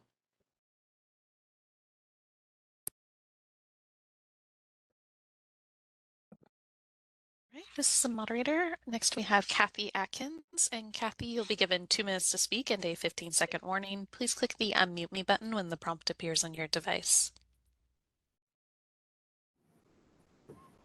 Hi, Kathy Atkins with CAMPT. I wanted to first thank the committee for their questions. I think they hit on a lot of confusing areas and also brought up some very valid, appropriate, not just questions, but points and suggestions. So thank you to the committee. Also, Ben, thank you for your testimony as it actually clarified some of my questions. So thank you all for helping me with this topic. Similar to Ben Caldwell's testimony, CAMPT would absolutely support any pivots that the board could do to increase the pathway of providers who speak a second language or their primary is a second language, especially given the demographics of California and the direction we're seeing.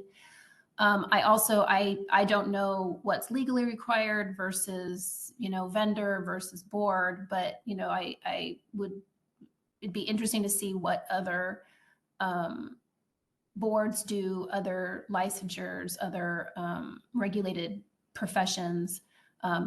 We all struggle with this regardless of our profession. So how are others overcoming it in a way that is beneficial to both provider and patient? So just thank you for the conversation. CAMPT is absolutely in support of ways to minimize the hurdles and pivot to allow for better access to care for patients. Thank you.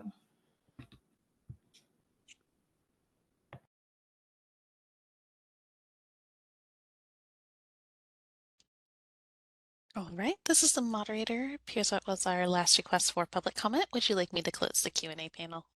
Yes, thank you. Roseanne, one of the questions raised in public comment kind of raised a question for me. So maybe this is an obvious answer, and sorry about that. But is our standard for the extra time, is that consistent with the other DCA license types? It varies across boards whether what or if they have an ESL accommodation. So we would have to look at that. Okay.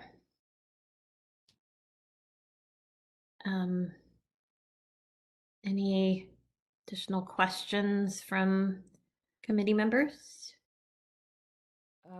Yes. This is Dr. Okay, Walker. Dr. Walker. Yeah, Yes. just to clarify where we are then, because I think the discussion was to amend section 8.5.2, if I'm saying that right, and adding a fourth item, if you will. So are we discussing that now? Yes, this would be, Okay. if you wanted to make a motion, this would be a time to do so. Okay. Again, I think this is time sensitive and an urgent matter, and we are looking at ways to increase accommodation needs here. So I would like to make a motion that we would look at this quote unquote declaration as the regulation by amending section 8.5.2 and add the fourth item as and Christy, help me here. If I'm doing okay. If not, please let's do this as a team effort. That would be my motion if it makes sense. Also to Christina as well. I'm happy to clarify. So let me try to help with, if you would like to help with framing of the Please, motion. thank you. So I would say that the motion would be to recommend to the full board consideration of amending section 1805.2 to include another option for qualifying for the additional examination time that would include the application certification under penalty of perjury that their primary or first language is one other than English, and explore revising the examination 2 hours. Is that correct? That is correct. And Christina, does that work for you? I want to make sure we get that section right. 18.502, right, Christy? If it Right. works for Title Christy. 16, section 1805.2. 1805. Okay. Christina, you good? I'm good. All right, you're awesome. Thank you. Can I make a suggestion to that? Or I think that yeah, we can definitely consider we can draft that and bring it back. I'm not sure that it's ready for board yet. Usually Okay. when we draft language, it can either come back to this committee for further discussion, and the next step would be P&A, and then the next step would be board. So I would suggest drafting that amendment and then looking at exploring how much time our exam times have varying lengths. So exploring for the committee how much time and a half adds versus what the committee feels like for each exam would be an appropriate amount to add. And then also maybe looking at some examples from other DCA boards and what they do, and then reporting back to this committee on next steps. So Ms. Walker, would you like take that amendment? Right, agreed. And that's where I was going. Rather than the recommendation for the full board, I do want to come back to this committee. So if we could, Christina, scratch that first part. And because we're just looking at bringing a draft recommendation Bring your draft back to this committee. Correct. That As Rosanna includes just those explained. items. Correct. So Christina would just remove on my motion those three words, recommendation to the full board. That's not what we're doing at this time. I have a clarifying question here. So are we bringing back proposed language on this particular proposal and also considering other ways to improve this process so these are going forward together at the same time? Yeah, what I can do is I can look at I can kind of do a little chart of what is the length of each of our exams, and then how much time is that with time and a half, and then compared to X amount of time you might want to consider adding instead. So we can look at it that way. I think it'd be fairly simple to bring that back, and then at the same time I can come up with, I can see if there's other boards that have ESL accommodations and what some of those are as examples. And then Roseanne, to the point of the public comment, do we have any data showing whether they have improved outcomes with the time and a half, or is that a possibility to even uncover that information? I'll let Steve speak to that. I Nah, think that we have- offhand, I don't know. There might be out there. We can actually look into that. But right now, I don't know.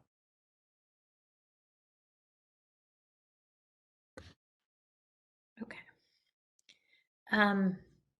So do we have a second for Dr. Walker's motion? Justin Huft, second. Great. And then now, any other comments from board members regarding the motion? Okay, and then we'll take some public comment, input from the public on the motion. Is there any commenters in the room? Nope. Okay, moderator, would you open up the WebEx comment? This is the moderator, not the direction of the committee. I've opened up the Q&A feature for public comment. Members of the public, if you would like to make a comment on this item, please click the Q&A icon located at the bottom right-hand corner of your WebEx screen or use the raise hand function. And I'll pause a moment to allow the public time to access these features and submit their requests.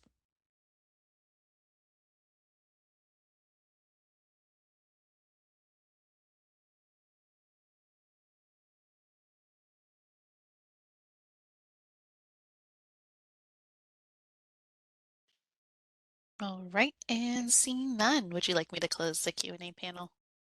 Yes, please. Thank you. Okay, Christina, I think we're at the time of taking the vote. Justin Huft, Yes. Wendy Strack, Yes. Eleanor Uribe, Yes.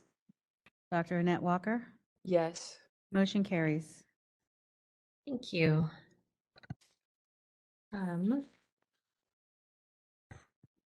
I think we could probably go on to item 9, discussion and possible recommendation regarding licensure pathway survey.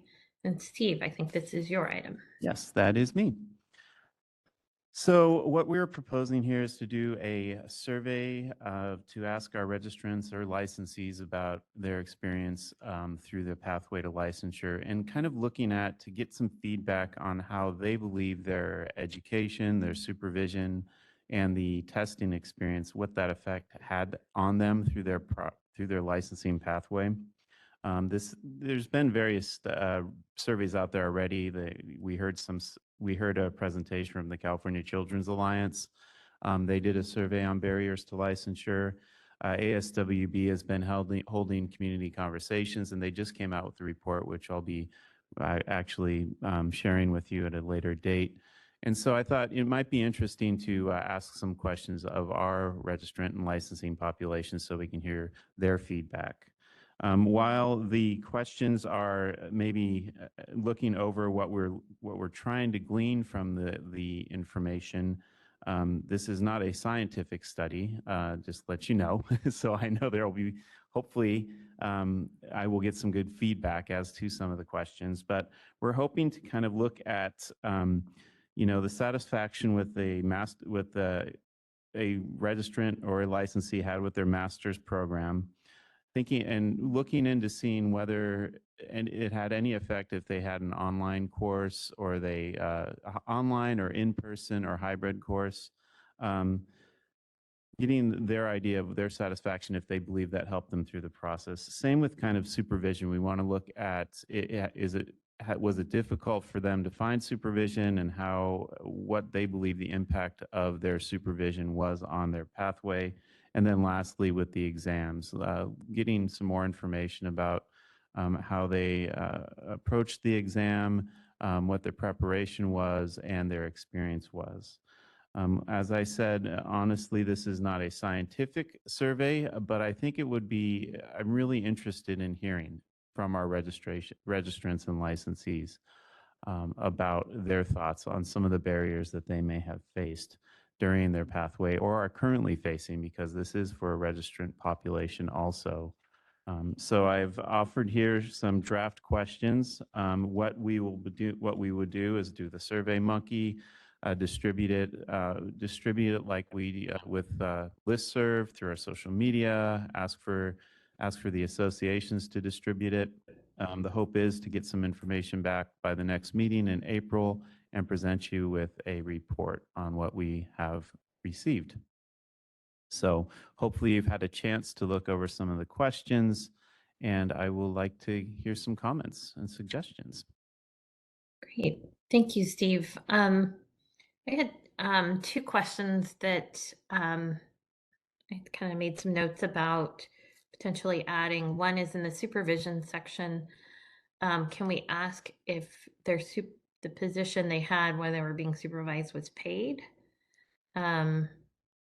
And again, I'm not as a licensee, so I don't have the expertise in these, but in the discussions that I've seen, some are, the majority are probably not. And I may not be capturing that correctly, but I think it'd be interesting to know if their position was paid or if they are doing this in an unpaid capacity during supervision.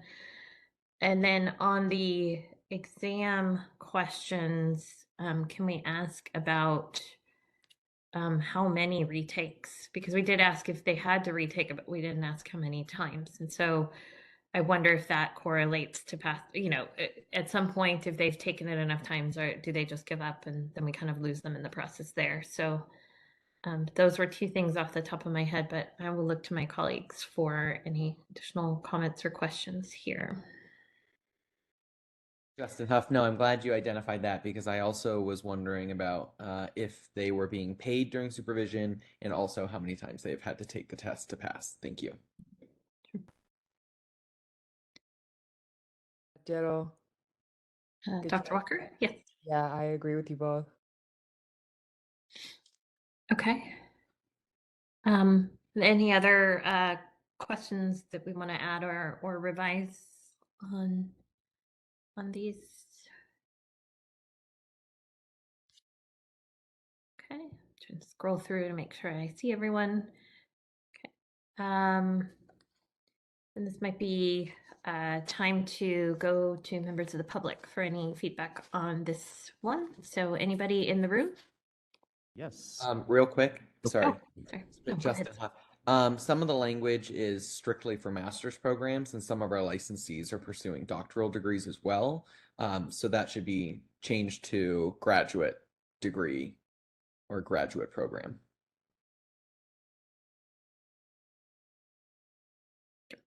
Thank you. And then public comment in the room. Yes, we do have a public comment. Okay. Thank you. Ben Caldwell, High Pass Education. Just a couple of really quick notes here. Excuse me. On question 5, I wonder if there should be an option there for an out-of-state public program because we have folks with out-of-state degrees. On question 6, able to is sort of weird wording. There might be people who are able to but didn't. And I wonder if it would be clearer to just say, did you? Questions 12 and 22 should both indicate to select all that apply because people might have more than one valid response there. I think this was mentioned earlier. I don't know if what I'm saying is redundant or slightly different, but for 23 and 24, I think it might be worth changing those to how many attempts did it take you to pass? And then this is more of a question, less of a suggestion, but I wonder about the relative merits or concerns about adding optional demographic questions here. I think it would be interesting to see some of the potential demographic connections with the other data points that are going to be captured. Certainly things like age, race, and ethnicity, we know correlate with exam results. And it would be interesting to see how they interact with some of the other variables here as well. Now, there's arguments on both sides to be sure, but I just wanted to at least raise the possibility. Thanks.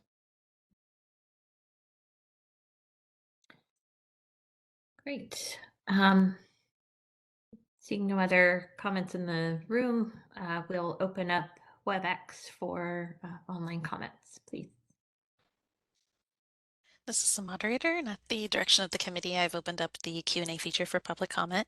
Members of the public, if you would like to make a comment on this item, please click the Q&A icon located at the bottom right-hand corner of your WebEx screen or use the raise hand function. And it looks like we have a request from Kathy Atkins. Kathy, you'll be given 2 minutes to speak and a 15-second warning. Please click the unmute me button when the prompt appears on your device. Hi, Kathy Atkins with CAMPT. Thank you for the survey. And yes, CAMPT, as well as I'm sure the other associations, will disseminate it once it is out. And final, the question I had was, I'd like to give the questions to this team. We're working on our own demographic survey right now. But if we had feedback, is that something that we could, I mean, obviously we need to do it sooner rather than later, but is that something we would give feedback to Christy, Roseanne, Steve, at the next committee meeting? Just any feedback you had on if we had additional feedback, where we would provide it. Thank you. Yeah, you can definitely contact me and we can talk about that. I guess there is value in a partnership if you're working on a survey yourself too. I don't know, maybe I would definitely like to hear. So please contact me. All right, this is the moderator. Appears there are no further requests for public comment. Would you like me to close that Q&A panel? Yes, thank you. So Steve, I think we've gotten some really good feedback both from committee members and the public. Do you want to bring that, is the best way to bring that back here, or do you want to incorporate those into what's presented to the board? You mean bring it back to the board? I'd like to move on this as soon as possible. So if we make those changes, I guess I'm asking permission to kind of move forward after making some of those changes, or would the committee like to see the questions before they go out? Yeah, it seems to me if we want to keep moving this forward, that you've gotten the feedback here, and even the committee would have the opportunity to weigh in again at the board to a revised copy. So that seems fine to me, unless there's any objections from the committee members, if you'd like it to come back here before it goes to the full board. No, I think we should move it forward. We should, support in any kind of way that we can to keep it moving. I think it's all there. So, and we do have a board meeting coming up at the end of February. March 1st. It doesn't have to move to the full board for us to proceed, right? Or does it? We don't have to, because we're kind of seeking feedback, but I mean, we can, I think that's the plan. Yeah, we could bring it back in March for the full board just to review it just before we send it out.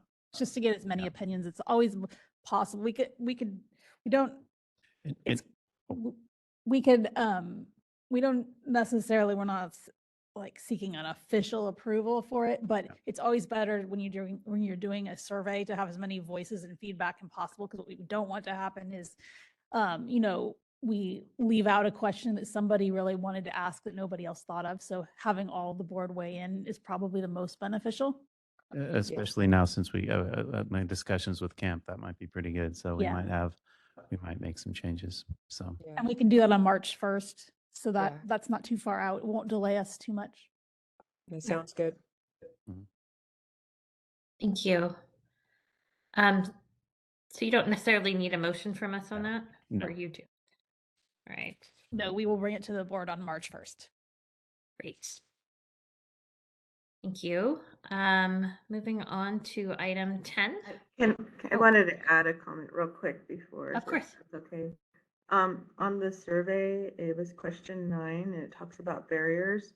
I kind of would like to capture a little bit more about what those barriers are, because you'd mentioned kind of like financial. I mean, there could be other things.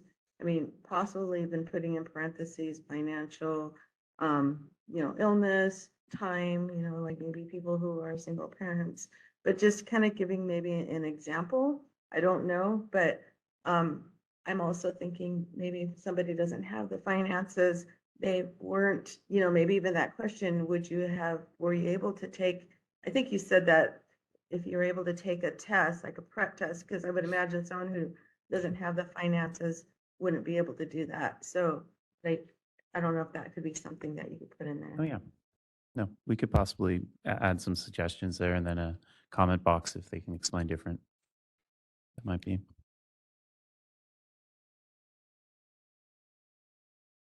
Great, thank you.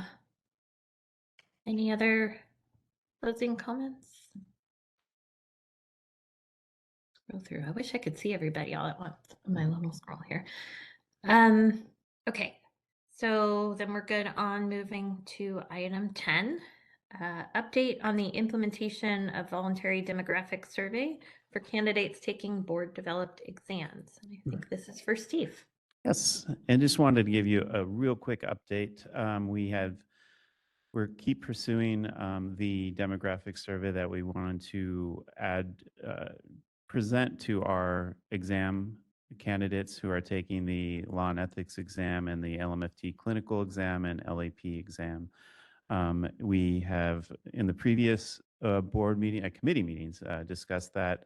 And so right now what we are doing is working with our OIS, our Office of Information Services team, to see how we can implement that into the Breeze system. And that's what we're hoping, is that when a candidate will actually go into Breeze to sign up for the exam, or we will have the survey on Breeze so that people can actually take this survey, the information, the demographic survey information that will be gleaned from this will go directly to the Office of Professional Examination Services.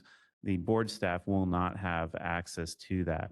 What this will do, once again, kind of just to go over that, it will provide OPES the necessary data they have to actually do the differential item analysis, to kind of delve more into our exams and look for possible biases in the exam questions. I believe right now, by the next time we meet, hopefully we'll have those discussions with OIS. I'm assuming we will, and we'll be able to report back how far we are in implementing that portion of it. So, any questions?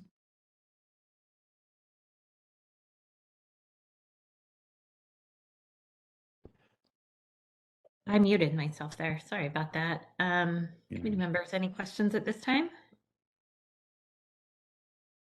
Okay, seeing none, we will go to comments from the public. Any comments in the room? Yes. Thank you, Ben Caldwell. And thank you, Steve, for continuing to pursue this. And I think the process that you have in mind sounds like a really good one. Two questions. One, just about the timeline when this might move forward. How long do you think it'll take before actual data gathering begins?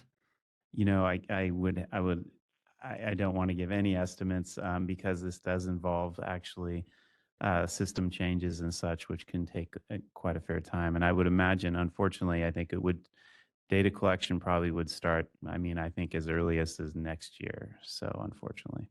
Okay. Well, the other, I guess, is more of a request. Just as a reminder, industry standards call for item-specific assessment, so DIF analysis, as well as testing for bias on the overall exam level, known as differential test functioning. In a forthcoming paper in the Journal of Evidence-Based Social Work, researcher Matthew DiCarlo demonstrated conclusively that non-significant amounts of DIF that lean consistently in the same direction on an exam can add up to statistically significant bias at the exam level. That's something that ASWB has been dismissing for years as even a possibility. As such, I would request that the board direct OPES to engage in both forms of analysis consistent with industry standards, as both are important, and as this new research demonstrates, they can catch different things. Thank you. Thank you.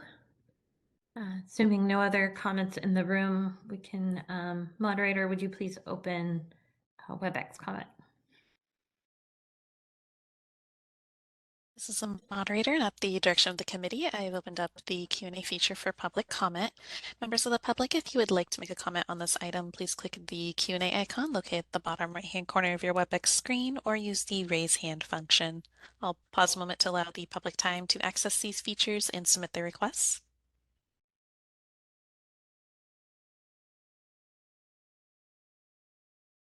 All right, and seeing none, would you like me to close the Q&A panel?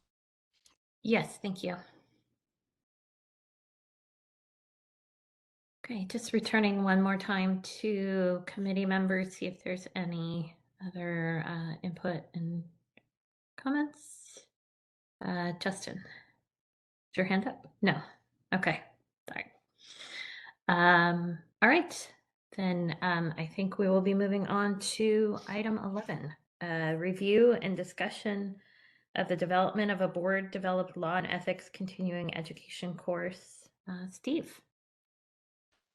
Okay, so in this proposal, what we are looking at is trying to ease some of the financial burden placed on registrants.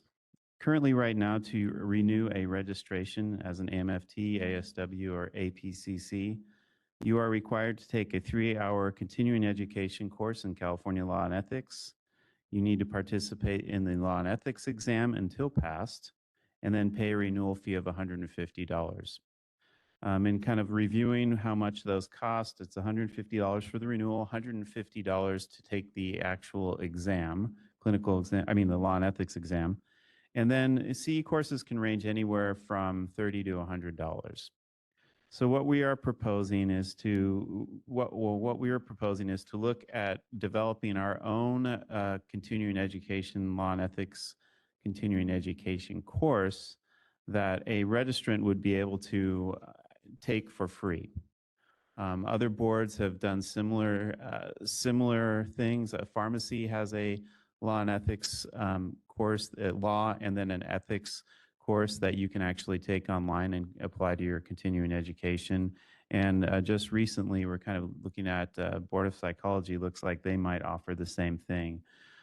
So what we are looking at is what we've done so far is done a preliminary kind of research, not too much, but we're looking to see if we need to hire a contractor, a third party to actually help us out with that.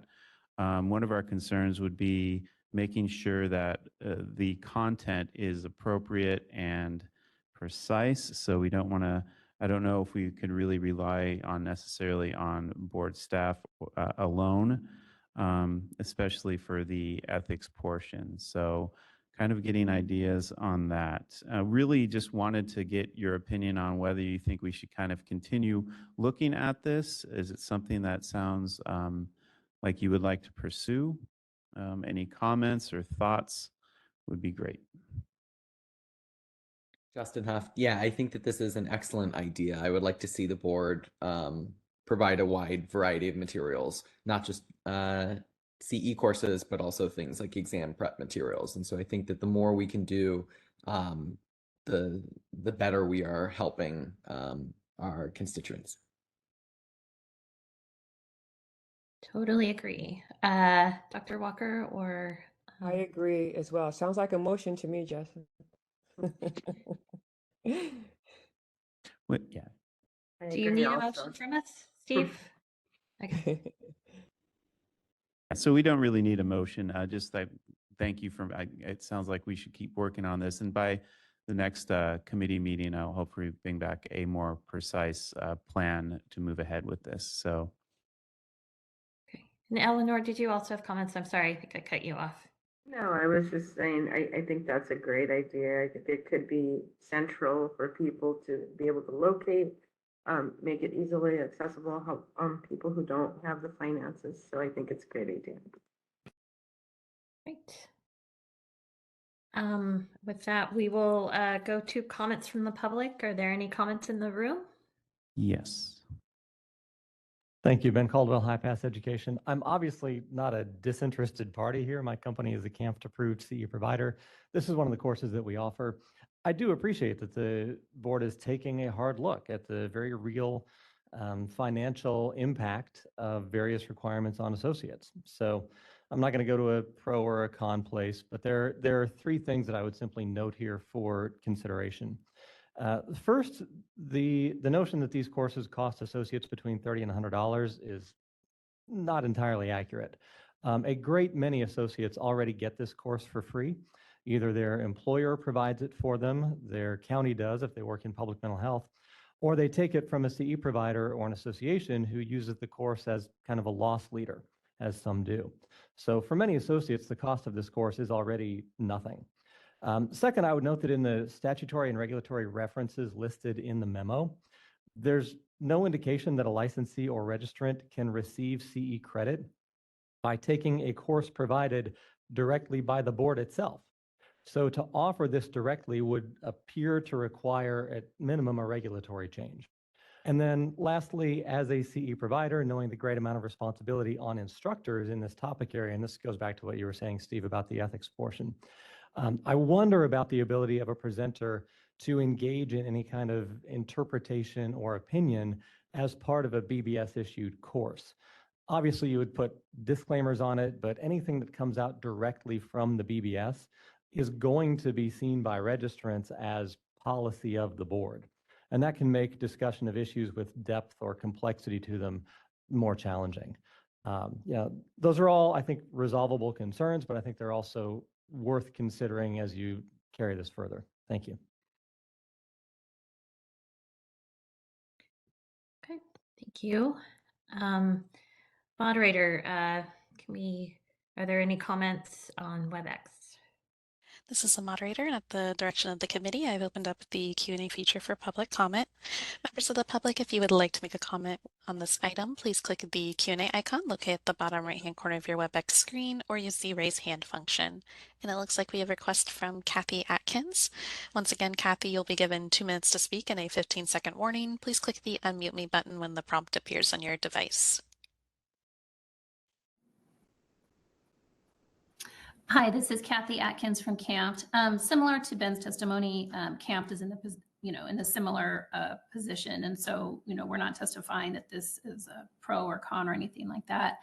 My only testimony is that, just as example, I myself have taken some CEs through my licensing board, and it was a little clunky, and likely they spent more time fixing the problem than worth the money they got from me to begin with. The only reason I bring that up is just if the board is going to take this on, I would just do your best to ensure that the technology or platforms you use make it worth, I know you're not trying to make money, but make it so that it's a feasible, streamlined experience, both for the provider having to take it, as well as the staff time and hours on your end. That's all. Thank you.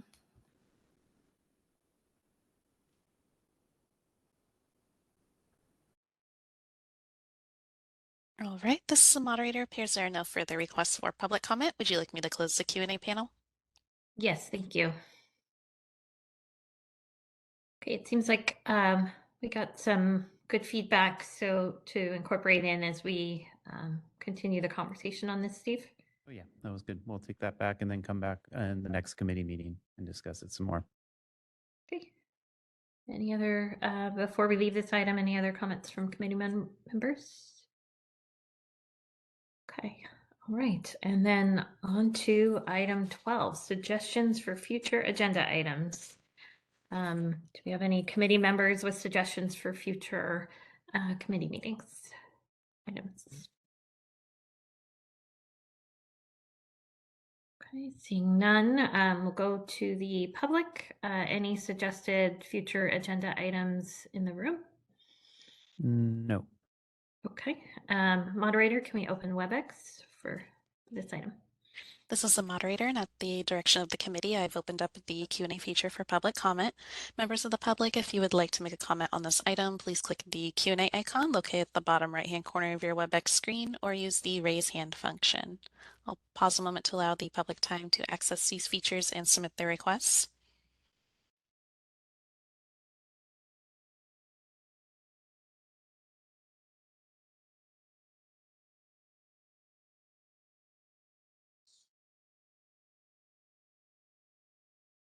All right, and seeing none, would you like me to close the Q&A panel?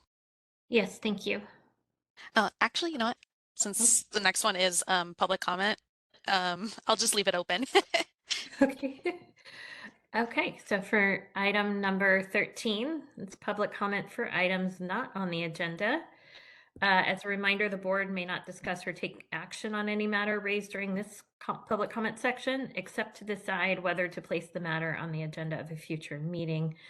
Do we have any committee members suggested, excuse me, sorry, with comments for items not on the agenda?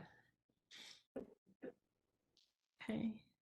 Seeing none, do we have any members of the public with comments for items not on the agenda? Yes, we do. Thank you, Ben Caldwell, High Pass Education. Steve, you're going to hear my frustration here. Please know that my frustration is not with you and it's not with board staff. On December 15th of 2022, more than a year ago now, I sent you a letter which you kindly forwarded to OPES, pointing out that neither OPES nor the BBS has ever clarified for examinees which code of ethics, AAMFTs or CAMPs, is the quote-unquote correct one for purposes of the LMFT law and ethics exam, and for that matter, the MFT clinical exam. As I noted in the letter, that's no small question, as there are more than 20 substantive differences between the codes where behavior that is considered unethical under one code may be acceptable under the other. It's now been more than a year, and in that time, a new exam plan has been published. And still, there is nothing public in writing from the BBS or OPES about what set of knowledge people should be studying. In 8 years now of this exam being used, it seems likely that many people have failed by a point or two, not because they lack ethical knowledge, but because they've been left to guess about what set of knowledge they're being measured against. That's plainly wrong, and while I'm no attorney, it seems like it raises real questions about legal defensibility. It would be so easy to solve this problem. What steps can we take to get it solved? Thank you. Thank you. And moderator, do we have any comments on WebEx? This is the moderator. We have a request from Kathy Atkins. Kathy, you'll be given 2 minutes to speak, a 15-second warning. Please click the unmute me button when the prompt appears on your device. Hi, Kathy Atkins from CAMPT. First, I want to support Ben's request about the CAMPT and AMPT ethical guidelines. CAMPT is happy to assist the board or committee in any way that would help in this endeavor. The comment I was originally going to make, just to, if it's on the long-term agenda and I missed it, my apologies, but just to add for consideration to future agendas is just the conversation of the LMFT examination and the California exam versus national exam, and prior advocacy letters that CAMPT has sent requesting that conversation. Thank you so much.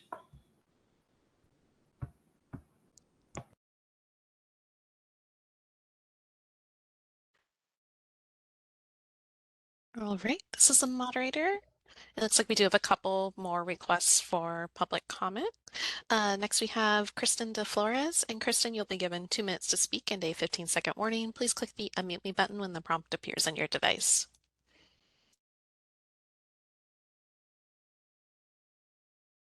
Here I am right now, a current registrant APCC.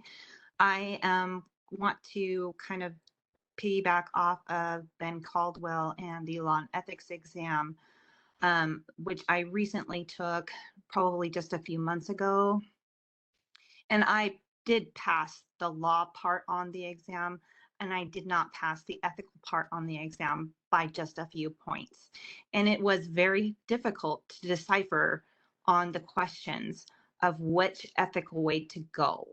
I studied for the test for hours, days, weeks, and it's a little frustrating to know that I didn't even know what questions were being scored. So knowing that a lot of the questions aren't even being scored, that if you would have put the entire test into totality as far as the scoring goes, there would have been a possible chance that I would have passed that test.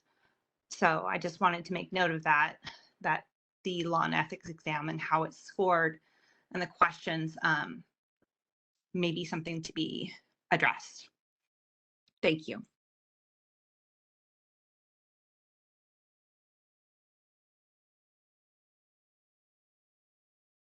All right, this is the moderator. Next we have Tiffany Montague. And Tiffany, you'll be given 2 minutes to speak and a 15-second warning. Please click the unmute me button when the prompt appears on your device. Hi, Dr. Montague Jenkins, and I just wanted to state as we move through our agendas and timeframes and what's next on the agenda, I ask that we view it from a lens that our society is in a mental health crisis, and we have qualified people or practitioners that can offer help and serve in the capacity of helping with this crisis that we have. So continue to be mindful that we are in a mental health crisis. And removing some of those barriers could actually put people in place to address this crisis that we're having. Thank you.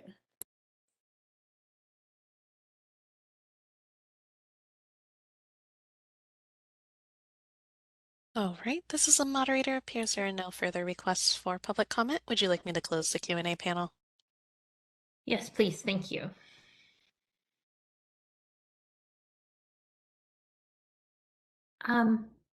Steve, I guess, is it appropriate to for a future agenda item to request an update from OPEZ on this ethical standard issue? That's legitimate. Yep. I'd like to put that request forward so we can have that conversation with the right people in the room. Are there any other comments from board members or requests for items on the agenda? Okay, seeing none, that would bring us to item 14, which is adjournment. Thank you everyone for participating today. As a reminder, our next board meeting will be on February 29th and March 1st in Sacramento. We hope to see you then. This meeting is adjourned and the time is 11:02 a.m. Thank you very much for joining us.